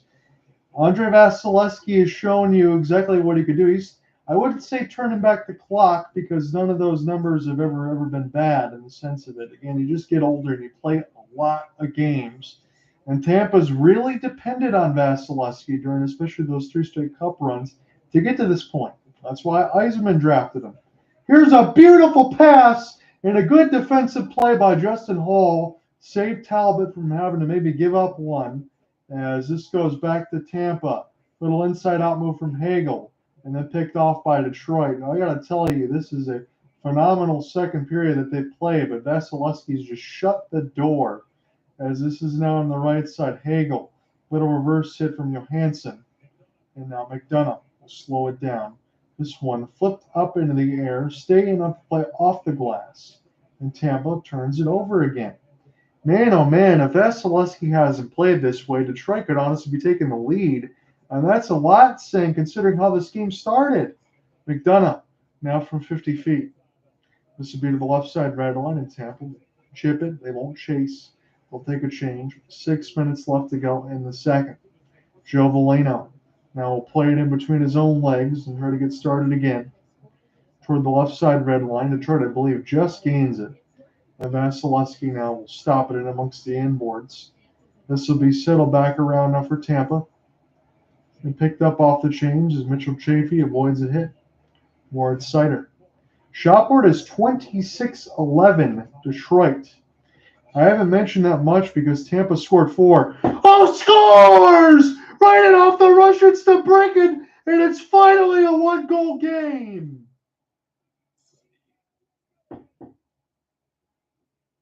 Don't go anywhere. The break it just turned on a clinic.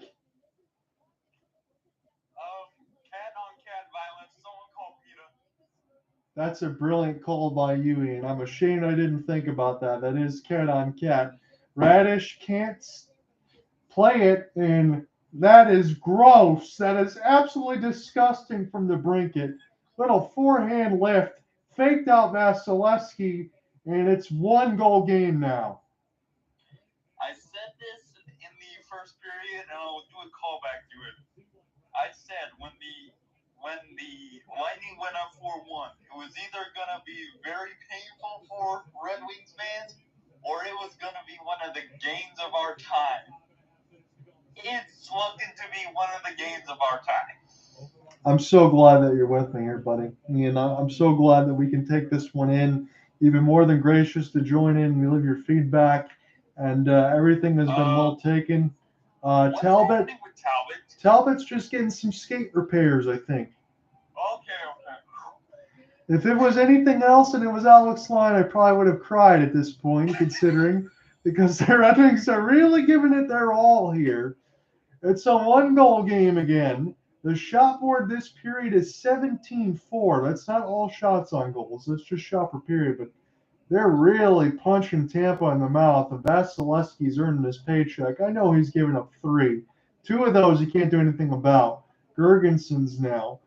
will try to play it. This really is important for Detroit to not give up anything in the last 5 minutes, and I mean that wholeheartedly. They fought too hard. They've got to make sure that this is one goal or less going into the dressing room. They really got a chance at this, even off the start. Kane from Kopp, and this one goes just wide, and now Andrew Kopp will pick it up. This is now Hedman into the corner. That was a really good pass there for DeBrincat, who was already out there. They mixed the lines. Here is Johansson. He takes the pass from Casper, does not shoot. Now he'll spin, try to make a play. It's Lucas Raymond for Marco Casper. He's had a tough game, but who knows what could happen again a little bit later as Detroit's kind of almost fall all the way back here. Casper.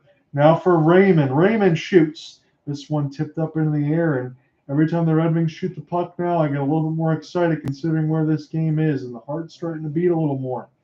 4:15 left to go in the second. Larkin, little dipsy doodle, gets it in across the wall from Lucas Raymond. Again, they're both going to be in the Four Nations.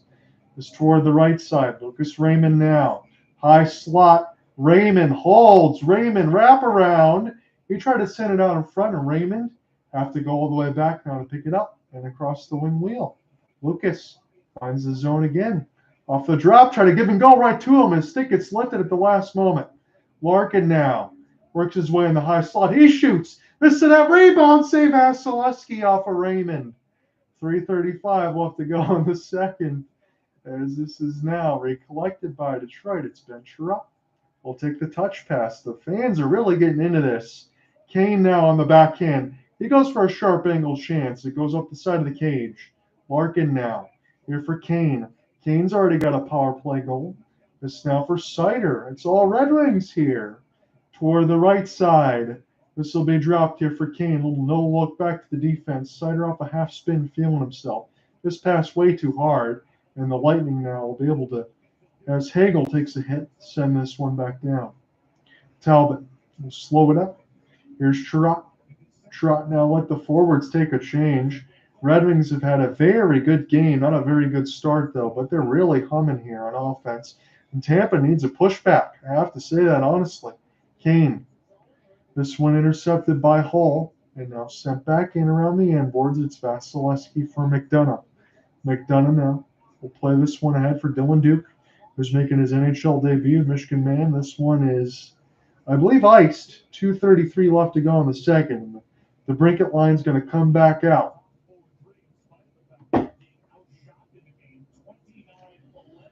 Well, this game has changed, ladies and gentlemen. John here with me alongside Ian Genji in the mix of it. Again, I probably said that wrong because I'm a little bit excited. Luke Glendening is going to take this draw against Andrew Kopp, former Red Wings and New York Rangers against each other. This one toward the right side. Glendening takes a hit. The Brinkett now. And toward the right side, we'll flip this one down the ice. 1 goal, 2 assists for the Brinkett. 7:30 of ice time. Should grow. It doesn't seem like a lot already as the Todd McClellan and Red Wings have shuffled all their lines. They had a lot of fourth line action to start. That's when they were getting buried early alongside Alex Lamb. They fought valiantly and almost all the way back here. Vasilevsky now for DeBrincat. This one off the steal. And Chernak gets taken down. Chernak can't get it around. DeBrincat as it bounced off the referee. Red Wings play it off sides. A little bit upset with himself there as the cat as he couldn't find a way to stay on, so I didn't really have anywhere to go. 1:53 left to go in this second. As this one, and tried to be cleared by Radish, but it wasn't. And then a goal scorer's move from Alex DeBrincat, and I could watch that one all day. We'll go to break.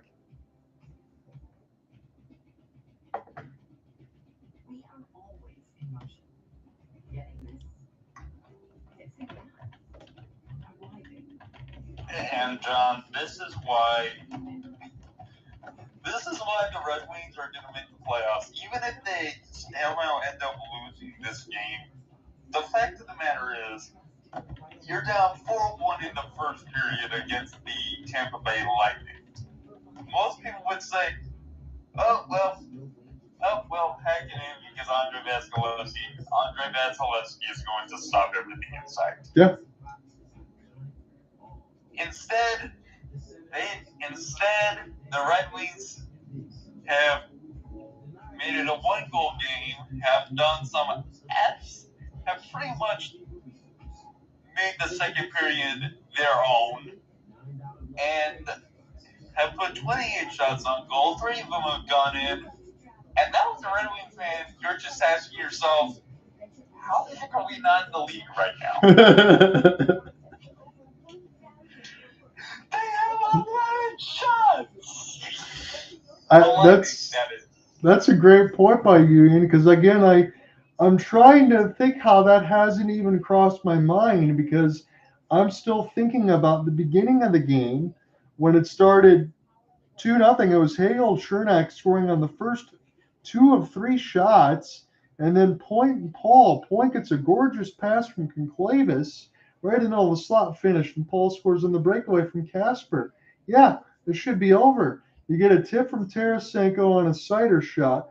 Red Wings get a power play as Kucherov takes 2 of them. Kane scores on a beautiful backdoor pass from DeBrincat. And then DeBrincat undresses Radish, and Vasilevsky scores there. They've put 1,000,000 shots on the board, as you said, in the mix of it. 26 of 29 for Vasilevsky. I know the save percentage is .897, but Vasilevsky has been unbelievable. And if you combine it, Ian, as we get back into the play-by-play in a moment, Cam Talbot's got a .750 save percentage, Alex Lyon 333. The Red Wings are somewhere in the 500s in the save percentage, and yet they're only down 1. So that might tell you every single point that you just made about the Red Wings making the playoffs and then possibly being dangerous. I don't know how you stop this team offensively, even in the playoffs, because with the Wings, you don't key on one player. You can key in on a line maybe with DeBrincat and Kane and Larkin and Raymond. I can give you that, but this team is quite dangerous. Now, Point, this one will drop right to tell that he'll hold on with 1:12 left in the second, but it's a team that's in an offensive flow state. They've been that way since Tom McClellan's been here. Again, 15-4-1 since his tenure, trying to go 16-4-1.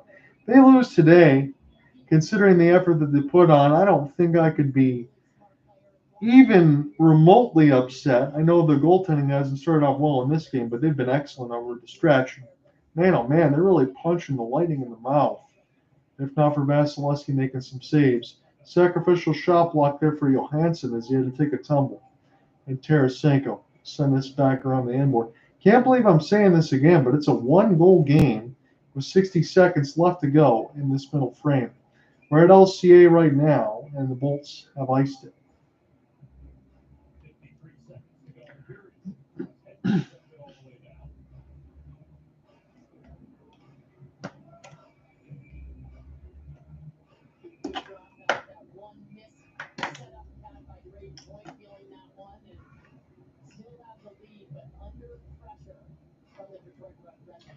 So they're showing Victor Hedman now. Might have got a piece of the equipment there as a shot block off the skates. Red Wings' pressure has been good, and Tampa needs a pushback. I know they're up a goal, but still, I mean, that second period can't be the third. Otherwise, the Red Wings probably will win this game as this goes around the corner. I can't believe I just uttered that sentence, but that's how much things have changed as this is toward the right side for Andrew Kopp and across the wing wheel. Again, this overhead camera right now, a little reverse angle. I don't really care for it much right now. If we go back to the other, as this goes back in behind the net, Andrew Kopp too far there for DeBrincat and can't be held in at the point. Can't now try to get back to. He's had a great game so far. It's hard to believe I already even really called Jake Getzel's name, and yet Tampa scored 4. That kind of tells you the way that it's been. 10 seconds left. This one will be sent in. Tampa, I don't believe, has time for one more rush. McDonough will take a long outstretched pass. Good dumping play for Soderblom. That will end the second. And unbelievably, Detroit only scored 1. Vasilevsky was amazing in that period. And if not for a steal there and alongside Radish against DeBrincat, the Lightning are 22-1-1 when leading after 2 periods. But this is going to be tested. We're going to have a good final 20 minutes. Hope you stick around. Yeah, I don't think they've ever led a game with this context, because in anyone on the outside, oh, well, maybe they'll get their 16th straight win. Detroit was down 4-1 in the first period and have clawed back 4-3 while holding the Tampa Bay Lightning to nada. And just was it 9 or 10 shot attempts this period, John? It was. Let me look at it right now. I'm going to go to the team stats. So the Lightning have 12 total shots, and they might have had 7 or 8 attempts. Not even that many on goal. You're exactly right. Yeah. So I don't know what Todd McClellan did to change up the defensive pairings, but apparently it's worked. Well, that and Kucherov took another penalty. Yes. God, under Vasilevsky is a different breed. He is, Ian, because honestly, I mean, you watched that one, listened to it with me. We saw some of those highlights. Am I being disingenuous if I said that the Red Wings, if not for Vasilevsky, probably could be up in this game 6-4? 6-4? Actually, no. That would actually be. That isn't. I'd say 5-4. Okay. I think 6 might be a little too much. 5-4, absolutely. Okay. Again, I just wanted to see where you're at there because, again, I'm with you because I think the Red Wings, the way that they played, they should have the lead. And that really says a lot. And, again, I also have to keep things in perspective of this. Where the Red Wings were a month and a half ago, I have to keep reminding myself that this is the same team, just with a different coach. And sometimes, even though I give Todd McClellan all the credit in the world, I know he never won a cup in the mix between LA and San Jose and Edmonton and this and that, but he always, and Ian said this before, and he was hit the nail on the head, he's always a guy to get everything back in the right shape, make the right calls, get the game plan set up, get the guys, get the horses, everything else rolling again. He's such a good coach at that. He wins everywhere that he's been. And just to see this team make this type of transformation a month and a half ago, you would have told you're crazy. Yeah. And I think it would have been, if people would have been just doubly astonished and called you crazy types too if you said, oh, by the way, the guy that would change this is Todd McClellan. What? Right. I mean, you could say, Ian, you and I would agree that there's sometimes a little bit of a coach bump. That can't be denied, but usually the coach bump only lasts for about 4 or 5 games, right? It doesn't last for a month and a half. Yeah. I mean, when there's a dramatic turnaround like this, like I get it. If they, sometimes when you go within the organization and you bring up the guy that a lot of people like, a la Craig Berube with St. Louis, Mike Sullivan with Pittsburgh, no, that's believable because it's happened recently. But for Detroit to go out and get a guy who has been looked at in the same light as Bruce Boudreau was, and have him come in and not only make the Red Wings watchable, he's turned them into a lethal unit. Yes.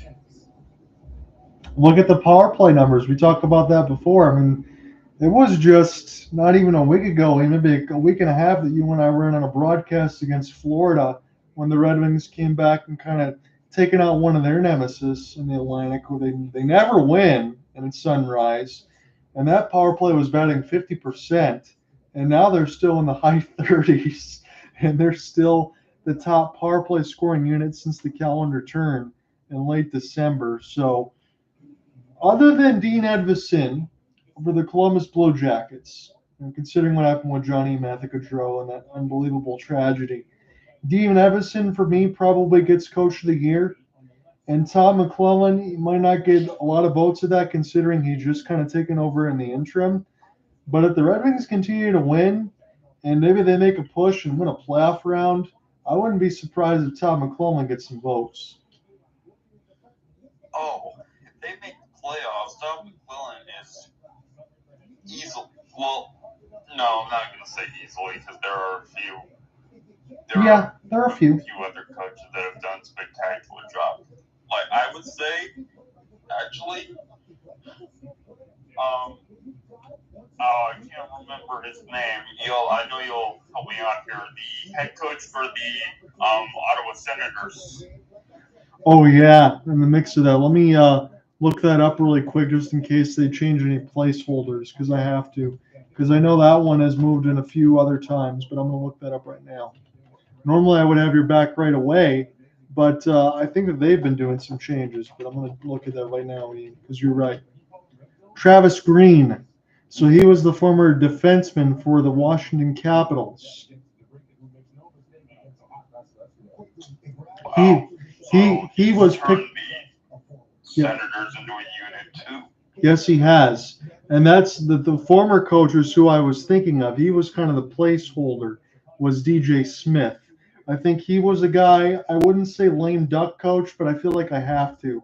And the sense of Derek Malone and Jeff Blashill and some of those other guys like that. Travis Green's really turned that around. I think he deserves a lot of praise. You're exactly right with that. I would say, again, Dean Evanson, Travis Green's another good one. I'm trying to look at anything else. Honestly, let me look at the Western Conference standings and see if anything bunches out at me. I don't really see anything in the Western Conference that I need to change. Right now, Ian, I'd have to lean. I think you'd agree on this. I think the Coach of the Year consideration is going to come out of the East.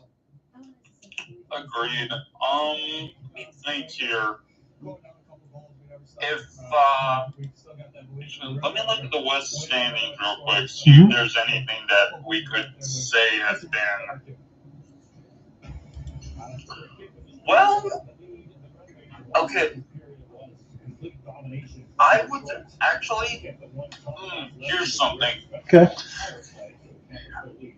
You know who I think might have a good chance for Coach of the Year? Because I don't know if we expected them to be this good. Whoever the coach is for the Winnipeg Jets. Okay, so the Jets just completely dominating the way that they are would still need some credit. I'm not going to argue that. Let me look at that right now because I know it's not Rick Bowness anymore. No.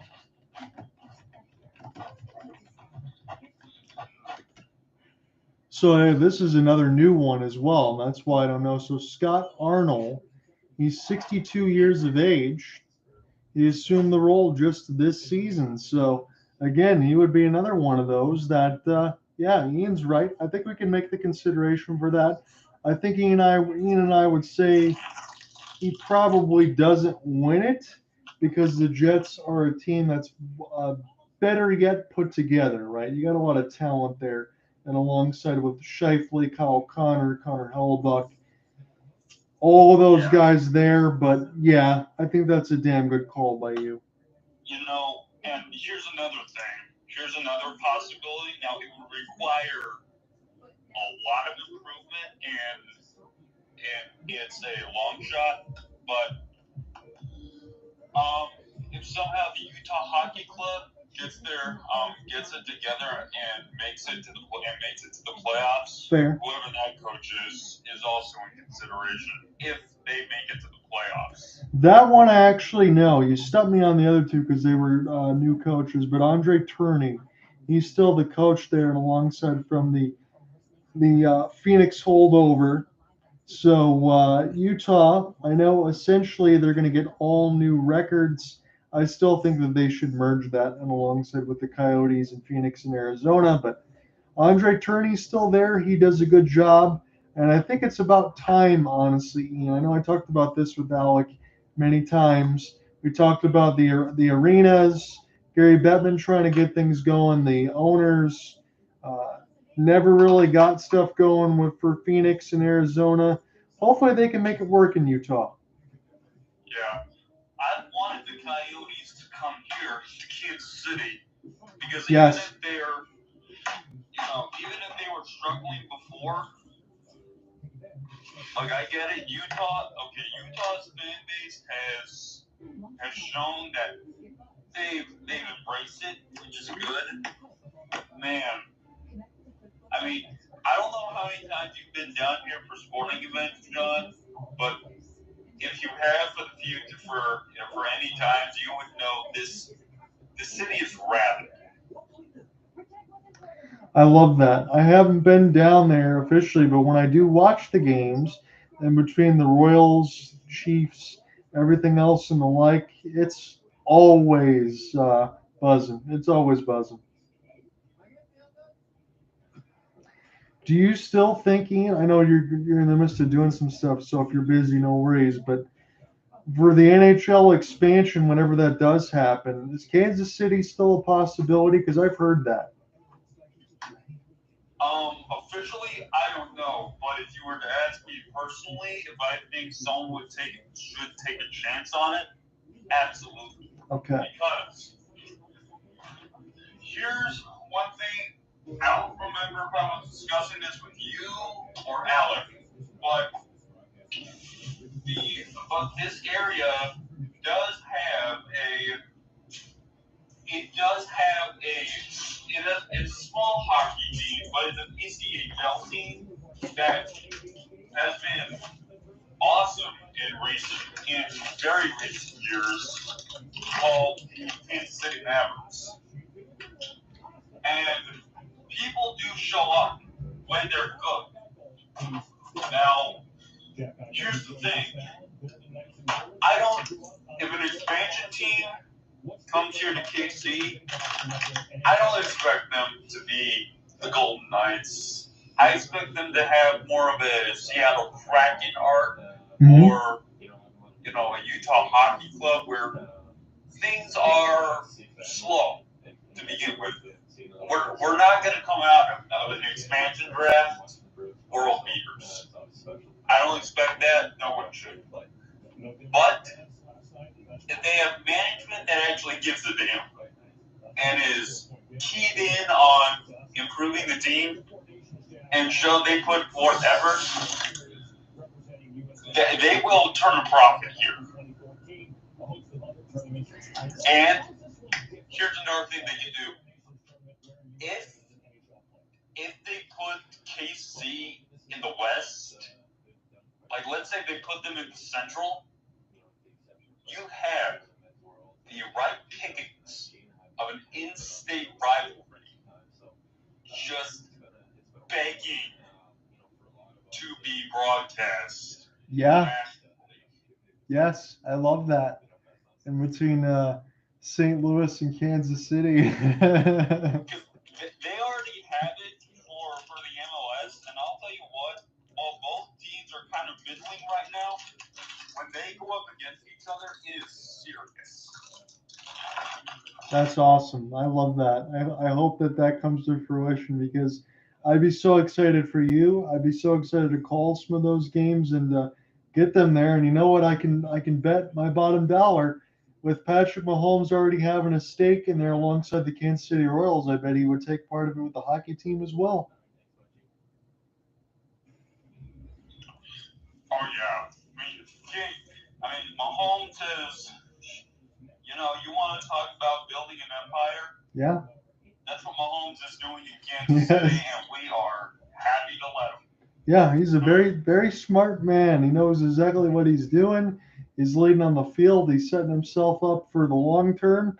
And honestly, when you get business with Patrick Mahomes and everything else too, I think that also makes your other teams better and everything else down the stretch because it brings money in for that. So I agree with you completely. I know everybody's happy with it. I know it'll be a match made in heaven.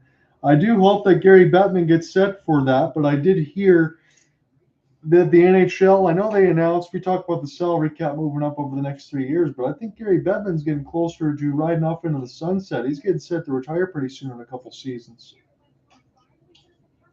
Well, I don't think many NHL fans will want him to stay. I do. Let me say one thing quickly, and I'll let you jump in. I do think he's done better over the years, but I agree with you. He's done better over the years. That's true. You know what? His expansions into Vegas as well as Seattle, Vegas has moved. Seattle, just go ahead and give them a few more years to find their footing. They've already made the playoff once. Yeah. Won a playoff series, I believe. Unless they beat the Colorado Avalanche. Yeah. All right, so they won a playoff series already. Having a bit of a down year this season, but I think if they have room to make moves, we'll see them improve. We should at least. Maybe go ahead and find some stable long-term goaltending. That would be a start. It can't just be the Joey Daccord experience. Joey Daccord's been good, but he needs help. Or the Matty Beniers experience. Sorry. You're talking about just goalies. Yeah. Well, yeah, Matty Beniers has been good. I do have his jersey, and I did go down there with Cooper to take in a game against the Blackhawks in which they won, but even that one was by the skin of their teeth.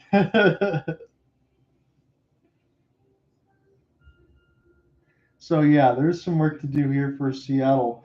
I will say this, and I agree with you on the side for Gary Bettman as far as the latter half. The beginning half, no, not so great for Gary Bettman, but I do think his tenure and how he's going to be remembered in with the NHL is going to be in a much better light than it was. I want to say this. I know I'm not the biggest basketball fan anymore as I was because the NBA game has changed. Don't get me wrong. I'm just going to still cover the games with you and Alec and take in the NBA games because I will watch. But I don't know about Adam Silver. I think that's been a little bit different. I wouldn't say he's my most hated. I just hate what the game has become. I think the most hated is easily going to go to Rob Manfred right now at the moment. No. I think I gotta be honest, Sean. Now you've been watching sports longer than I have, but I'm having a very hard time. I'm having a very hard time figuring out a more hated commissioner than Rob Manfred. I mean, now if you talk to NFL fans, Goodell's worse than all of them. Sure, and I used to say Goodell too. Yes. Although here's the thing, though. Despite everyone saying that he's a bad commissioner, we still enjoy the product. And the product is good, right? For baseball, though, he's never gonna get fired. Right. Because he's always making them in billions of dollars. Yes. That's why I'm with you on Rob Manfred. I just I don't know. I don't think he's got it. I understand MLB, they're all making money, and I get it. You're right about the money portion, but I don't know about him. I really don't.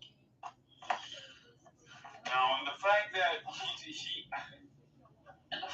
he didn't try. Look, I get it. As the commissioner, you can't really do much when you're negotiating with the owners, but good Lord, at least try to make it so that the game can be competitive. We wouldn't be mad at you if we saw that you were trying to make the game better and the owners were just screwing you at every turn. Thinking about lockouts, thinking about all that other stuff too, and decision making, and yeah, you're right. We get set to get underway here. Again, if you're just joining Ian and myself in the mix, it was 4 goals essentially on the first 7 shots attempted. Again, Alex Lyon just 1 of 3 as far as making saves. Second period, only 1 goal for Detroit, but they got back within 1. Vasilevsky was absolutely ridiculous, and DeBrincat made a great play that will steal that one against Radish as a shot board's 29-12. This one tipped and goes wide, but still another 20 minutes thereabouts left to go at LCA. And if the Red Wings can keep this up, I think they're going to tie. We might need more. Moritz Seider.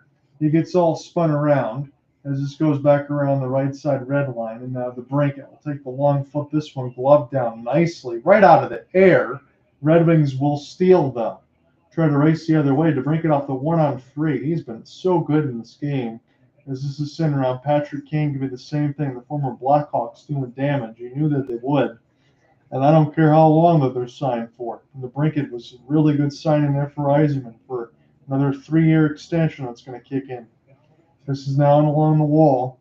As to be recollected by Conclavis. And put this one off the wall, all the way back down, and iced against the bolts. We're going to start this third period as we began.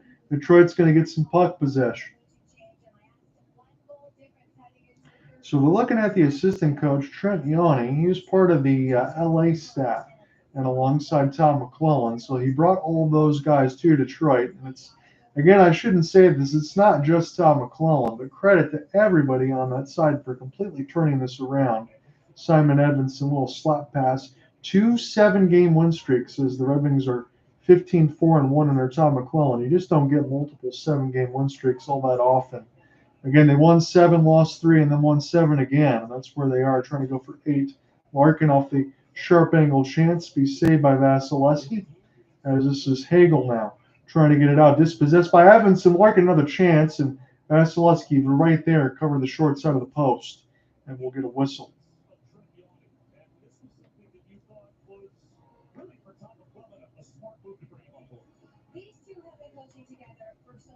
So Leah Hextall is giving the sideline report there for Yanni and McLennan, but they've been together for a long time. They know the systems, they get the structure, and now Ian's talked with me about that. That's one thing that Todd McClellan's really good at. I could not agree more. Again, you don't expect this kind of jump considering there hasn't been any changes on the team. It's just been the coaching staff. But when you go along the lines, and I guess I could bring this up again during the ESPN part of the broadcast, it was mentioned and alongside between MLive, Detroit, everybody also the local beat writers around here, but practices for Detroit were only about 25, 30 minutes long. It takes longer than that to stretch under Derek Lalonde. So just didn't know what they were doing. They looked like they never played hockey. And then Todd McClellan's famous quote after that first game when he came here against the Leafs and they lost, he goes, just play up in hockey. Get things going. You've done it your whole lives. And look and behold, that's where we are now. Point off the spin and turn. Nice play on the backhand, and Patrick Kane will get the dispossess. Kane now. Nice windmill. Kane will spin. The hands of a surgeon leaves to Larkin. And now this will be pushed in the corner as Larkin will get it back. That's a great entry for Kane. And now Sider. This one deflected right to Casper for a moment, and then Nick Perbix will brush this one off the glass as more it's Sider.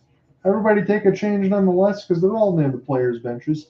Shot board is 31-12, but Detroit's still down by 1. Again, that's part from the tough start for Alex Line, giving up 2 of the first 3 and then immediately getting yanked. Talbot gave up a couple more after that, but it's 4-3. And if not for that second period of Vasilevsky being brilliant, this could already be a Detroit lead, at least 5-4, maybe 6-4. Kucherov, slap pass. This one deflected by the Red Wings before it ever hit Talbot, and Raymond will get this one across the blue. Too far for Casper. Here is Getzel by himself. Cross pass, one more touch. That one goes wide. Getzel now looking backdoor feed, and this one misses as well. As Tampa trying to look dangerous now. Getzel with a shot save. Cirelli there on the doorstep. Talbot's got the second effort. Big save for him. Has not been tested a lot, but it really is up now to Talbot to close the door completely as Detroit tries to get all the way back into this. Stoppage at 16-16.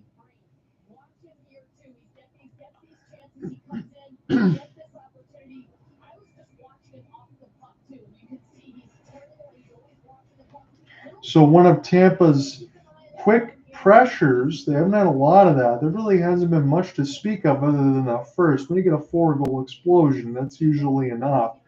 And they've already done a lot of damage, but shot board with 14 shots, I mean, they need more. I don't think you can just hold on to this the way that the Red Wings have been playing. Now toward the left side red line as this one cleared in. Again, just 3:08 Eastern time. I'm not used to being able to cover games so early, but I got to get myself settled for next Sunday when I get the Sharks double dip, as we'll have that around the same time. We'll be under the action at that point. Perbix now. Into the traffic. Talbot! Oh, he couldn't hold on to the rebound. That one hurts. Dylan Duke. He's going to get the goal. The U of M man, I'm happy for him on that point, but that's a crusher for Detroit. Talbot couldn't hold on to the rebound. He's got to have it. 3 goals that the goaltenders probably should have for Detroit, and Tampa gets a large second goal here. It's now 5-3.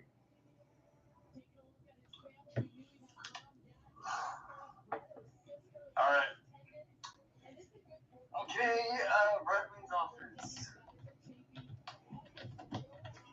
Time to do the thing.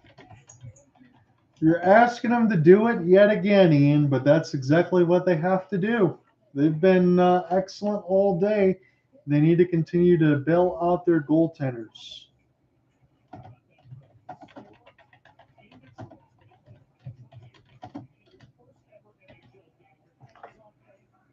So Dylan Duke scores in his first ever NHL game in Detroit, where he's from as a U of M man, and he gives a big goal for Tampa. Tarasenko now rushed the other way. Tarasenko denied by Vasilevsky, lost his goal stick. Detroit would do well to throw this at the net. Tarasenko denied at the backhand again by Vasilevsky, this time without a stick. Tarasenko now gets it back from Kopp. Beautiful pass. Johansson couldn't hold, though. Man, oh man. Right in the middle of the slot. Evanston trying to make a play on the seat of his pants. 2-on-2. Point. Surveys. Backhand now. Save Talbot. Can't hold the rebound again. This is very loose. Now toward the right side, goaltending has just really, I want to say some other words, but I'm going to hold on to it right now. They've really failed the Red Wings here, but there's still tons of time with this offense as it's picked up now for Chernak. But considering the last 5 or 6 games the way it's been, I guess you could say that they're due. Now for Nick Paul. In toward the right side, Chernak missed it all. This one goes off the live end boards and now sent back down. 32-17 on the shot board. With Detroit now back down by 2. They try to fight all the way back within 1. Sherratt now gets the steal on his backhand, loose for Raymond into the corner as this goes to the right side boards. Raymond now will watch the rolling puck. Picked up by Sherratt. Sherratt touch pass. This will be taken away.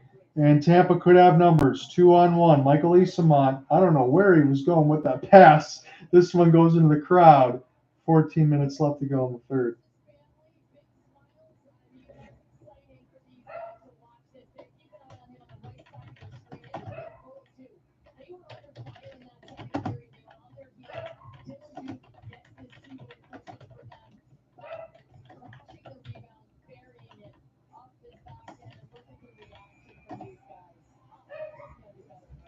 I know I say this sometimes in the earlier broadcasts. I apologize if you hear any barking Pekingese in the background. The dog is very vocal. And again, you get that when you don't have the late games. As this one goes toward the right side, 13:50 left to go in this third. Been treated to a really good one. Somehow Tampa just shoots this one wide. A lot of goals. A lot of it in the first. Is this one now for Johansson into the corner. Johansson now trying to get around Getzel. Picked up by the Wings for a moment. Soderblom will now flip this one down ahead for Kane. Little feather pass, no look. And that was a good one there, but Soderblom couldn't find it. Now Getzel and off the 1-on-2. Inside out positioning against Gustafsson. Soderblom gets the back check. 32-17 on the shot board for Detroit, but they need a couple more goals. Soderblom will chip it into the corner. Anthony Cirelli picks it up. Soderblom finishes his hit. Right to Michael Rasmussen. This will send this one back down for Victor Hedman. So Tampa now up by 2. 7 minutes have expired in the third. John here with you alongside Ian Genji as we're taking this one away at LCA. Again, we have one more day of NHL action. Be a couple early ones. Bolts will have a back-to-back. I believe against the Canadians tomorrow. That'll start early at 1 o'clock because of the Super Bowl. Lane-out now off the drop. It's Jonathan Berggren. Berggren now near the right side red line. Berggren now off the spin from Veleno. This one goes D-to-D. Gustafsson steps up, shoots deflected right into Vasilevsky's glove hand. 12:31 left to go here in this third. We'll take a commercial break. Huge goal, Dylan Duke, and his NHL debut off the stick shaft of Talbot and in.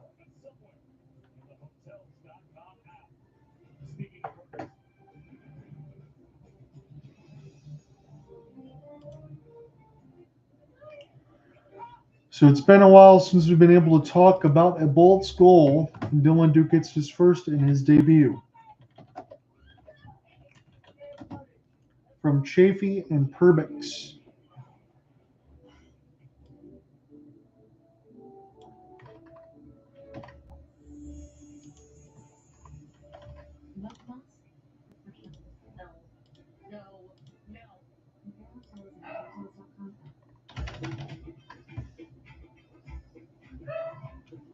The Lexus TX is here for all the moments. Like this one. And that one. Hey Lexus, take me to Denali Resort. The three-row SUV that treats every seat like the best seat. The Lexus TX.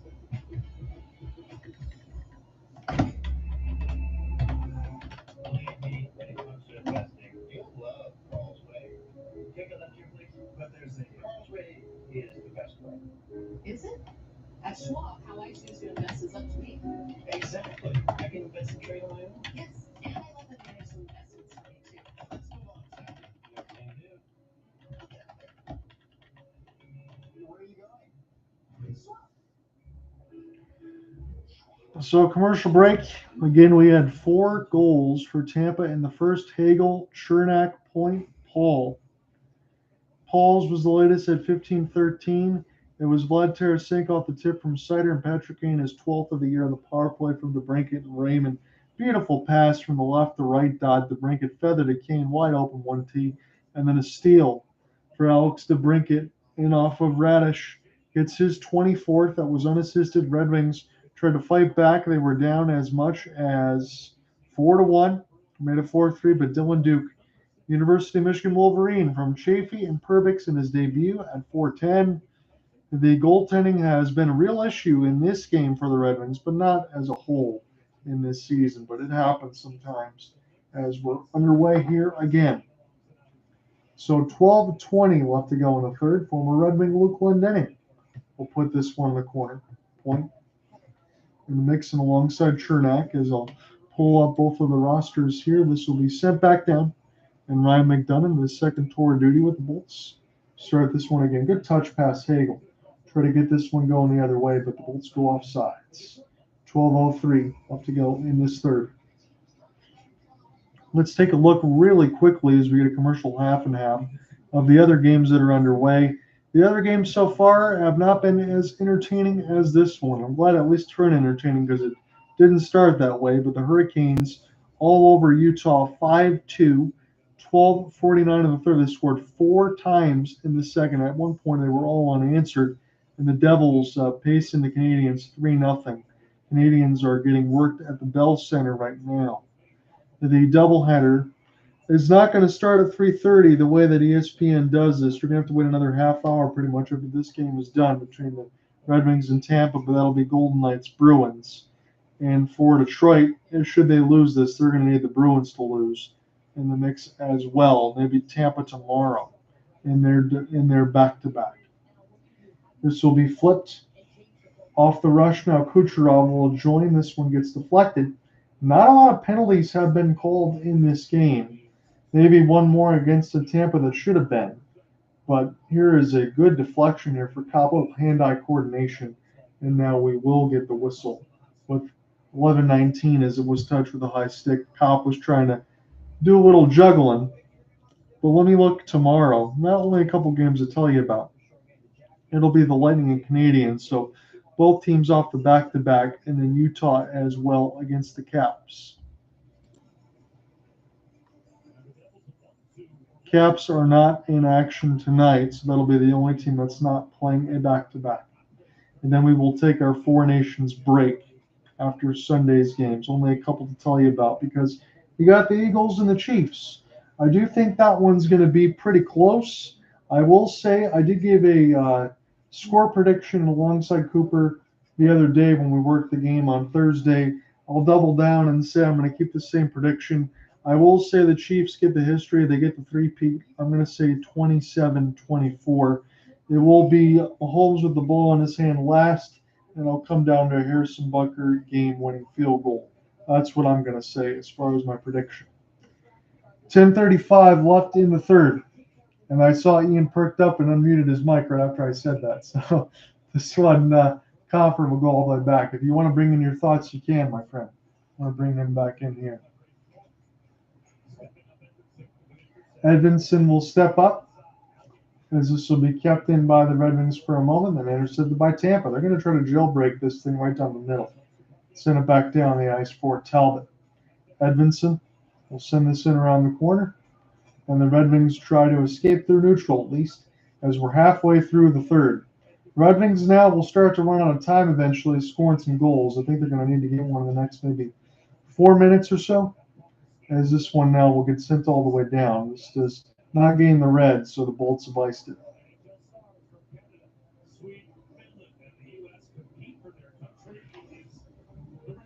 So Four Nations face-off, a game that begins on Wednesday. I'll be alongside Alec Nava for that. That'll be Canada and Sweden, USA, Finland in the mix of it for Thursday. We should have both of those.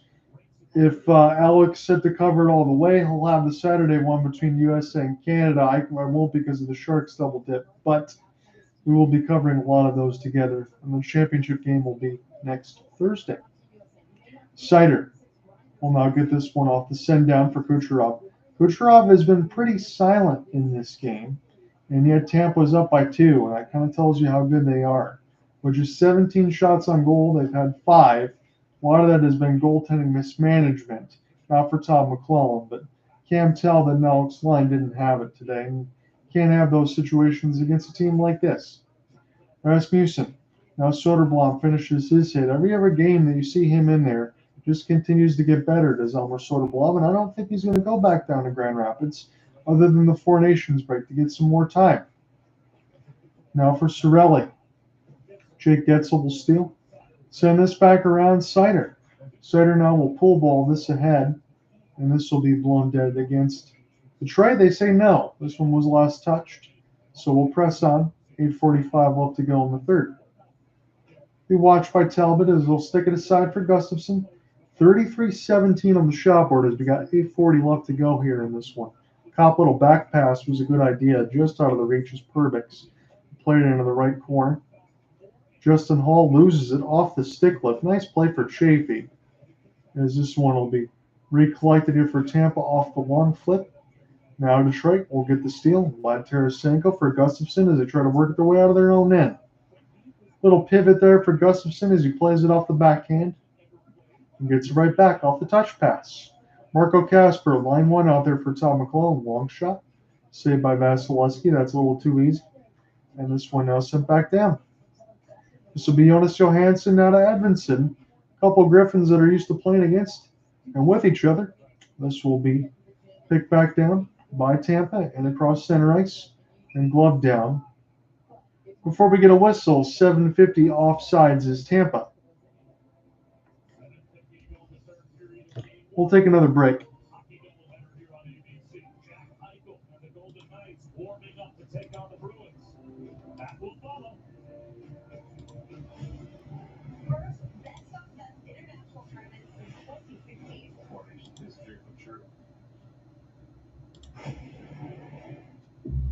It all started with a small business idea. It's a pillow with a speaker in it. That's right, right? Pulling in the perfect team to get the job done. I was here for the internet. AT&T is super fast. You like this out? And when we were thrown a curveball, we had everything we needed. Internet out? Don't worry, we have AT&T internet backup. The next level network for small business. I saw the pillow. Certainty. If there was only certainty and no doubt, there would be no faith.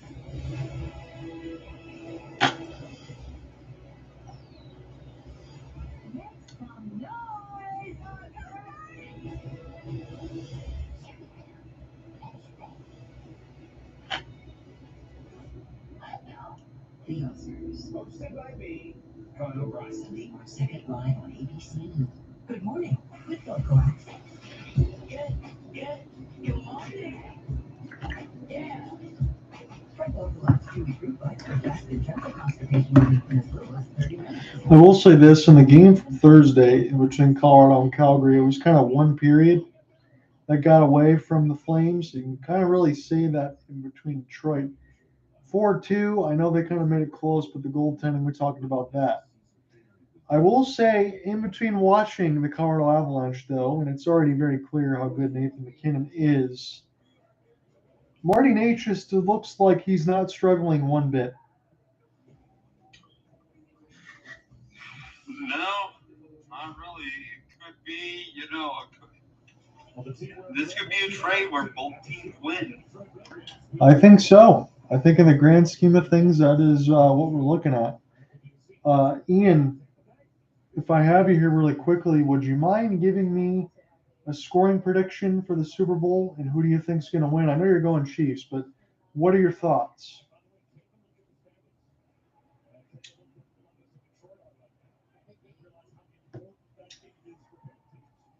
24-21 Chiefs off a game-winning field goal because there is no because the Chiefs.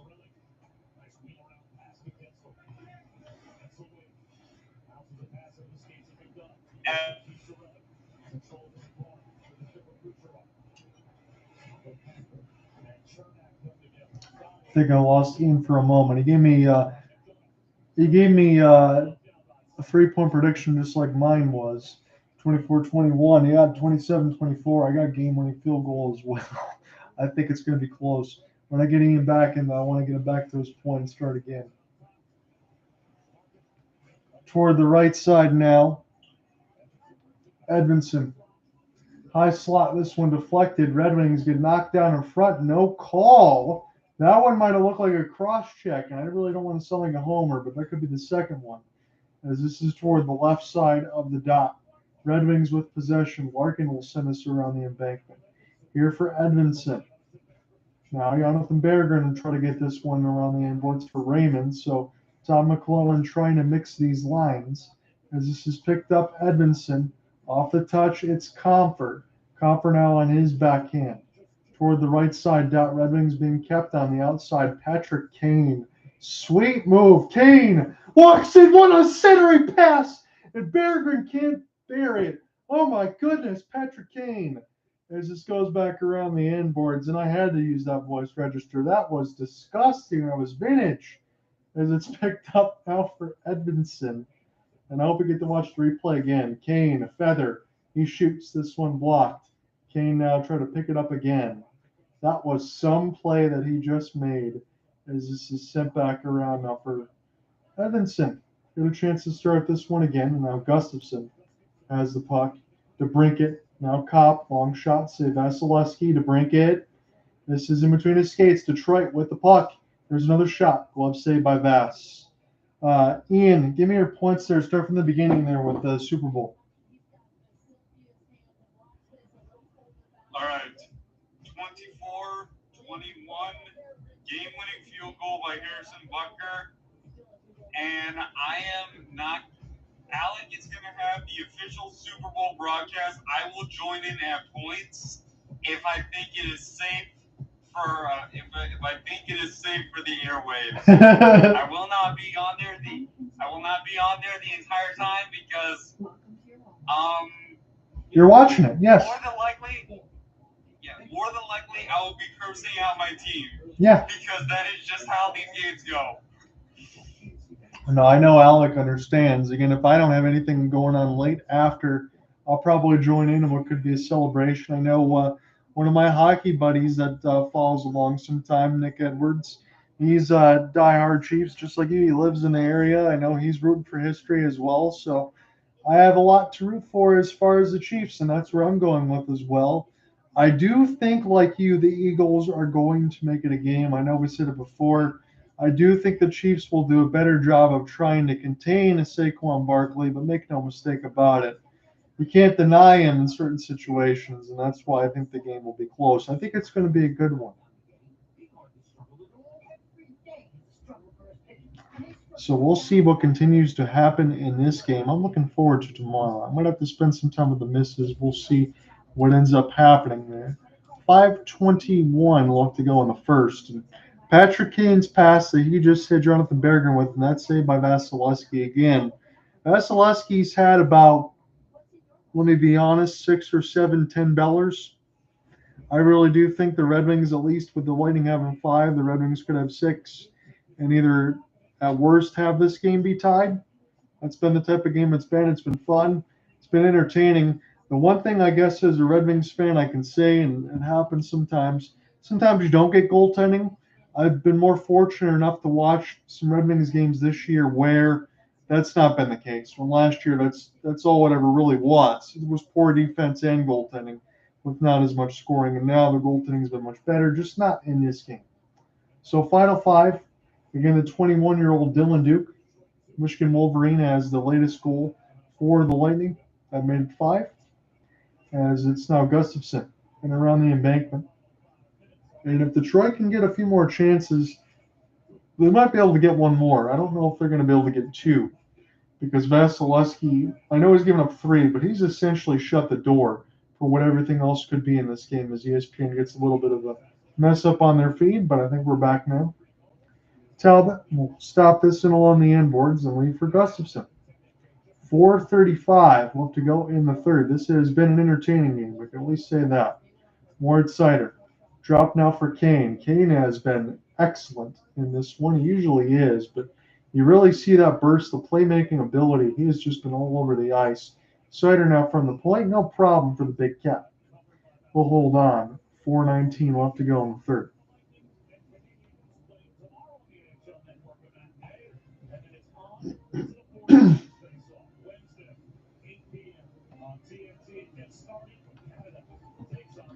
So Dylan Larkin getting profiled. Again, we talked about it. You got Getzel. You have the mix of Point, Hagel. You got Getzel on Team USA, which I'm thankful for, but Point and Hagel will be for Team Canada. All that stuff on the top line. If Russia was still part of this, I know in the mix in a few more years that ban will be lifted as far as everything else going on with the war. So we'll get to see somebody like Kucherov, maybe not Ovechkin. I don't know how much longer he'll play. Red Wings will take the empty net. 5-3. Here is a one-timer from Raymond. This one deflected. And by the Tampa defense, now toward the right side. Raymond sent it toward Larkin. That was dangerous. This one will be sent back down. Tampa should be able to hit this off the empty net. As a rolling puck, it bounced off a Sider. That's the only reason why it didn't go in. And now Raymond will go ahead and pick it up. So the empty net pull a little bit early, but I think the Red Wings have the personnel to try to make it the right way. I don't think they're going to win it, but still take it because the offense has played well. This one sent back down, rolling puck. This is too far. Kucherov is going to cheat for the empty net here, see if he can finish it off. He's by himself. Here's a back pass. Detroit will steal. Now it's DeBrincat. We'll send this back around the embankment. Vasilevsky's going to stop it. Tarasenko try to join the fray. Detroit now in off the wall. Here is Sider toward the right side for Raymond. Detroit with the extra attacker with the net pull. Down by a couple goals. Still 3 minutes left to go in the third. Sider now, high slot toward the right side dot. Off the back pass, it is Kane to Larkin. It's a long shift for these guys. Raymond now. Moritz Sider. Shot kept in. Raymond tries to walk in. Here's his pass. Get deflected to the left side, red one. Sider now. Here's a one-timer. This one goes wide. Detroit will keep it in the zone. Send back around now for Sider. Sider, long shot, deflected. Larkin takes a shot falling down, and he is slow to get up. I hope he is okay. I will be holding my breath. Larkin hunched over, going to the bench. If it is anything serious, I know he doesn't want to stay out of the Four Nations, but he is way too important to lose somebody like that for the Red Wings. I think he just got bit with the puck. Berggren now. Kopp. Red Wings still trying to hold it in. Kucherov gets the steal. This should be the ball game, and it is. Long shot from 100. Tampa scores, but the look now is on Larkin as Hagel scores, and I'm just hoping that he is okay.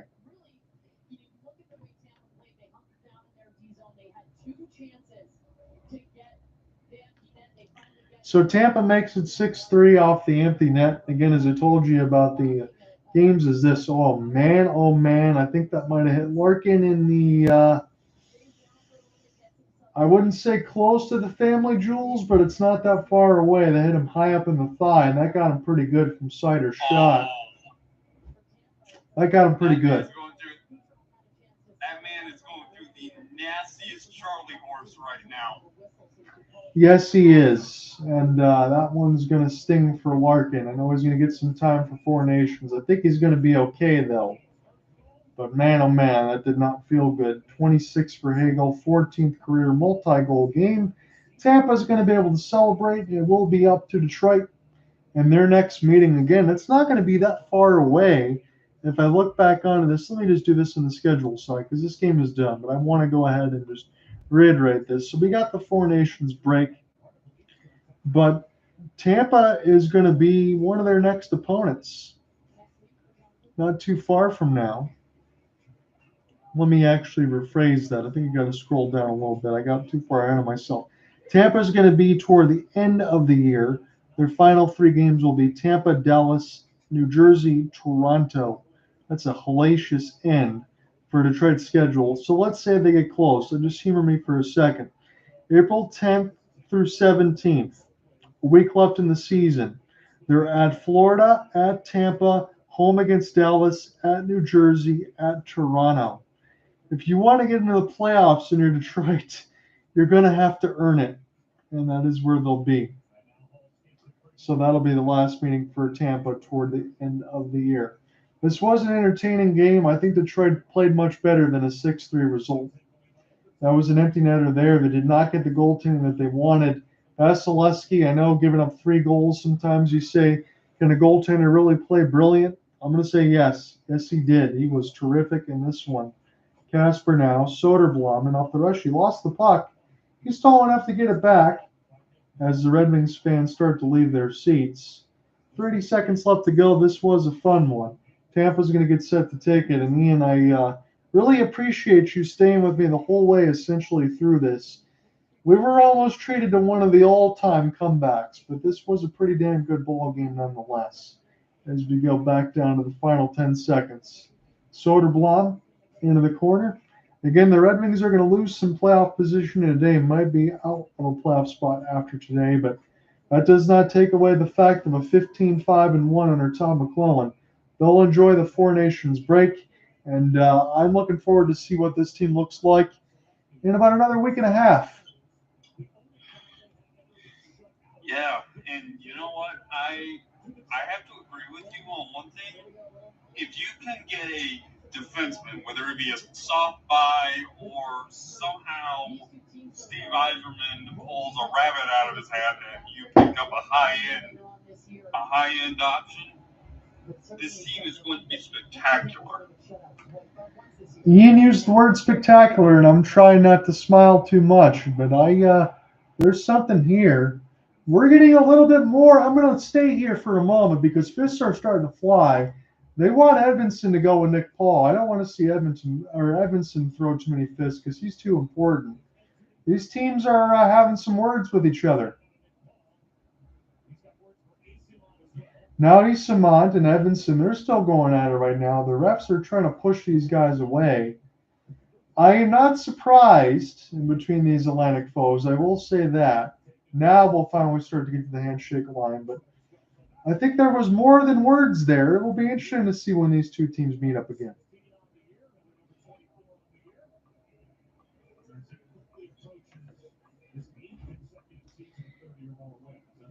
So it was Edmondson with a little push on Isamont, and then a little bit of a hold. Johansson as well, and alongside. Must have been some words that were exchanged because you wouldn't really normally see the youngster, the defenseman Simon Edmondson, get a little pushy like that. But these two teams know each other quite well, and they will have one more meeting. Ian, thank you for today. Good luck to your Chiefs tomorrow. We both have within a field goal. I'm going to be biting my nails as well, while LeBron James, but should be fun. Yes, sir. All right, man. Take care.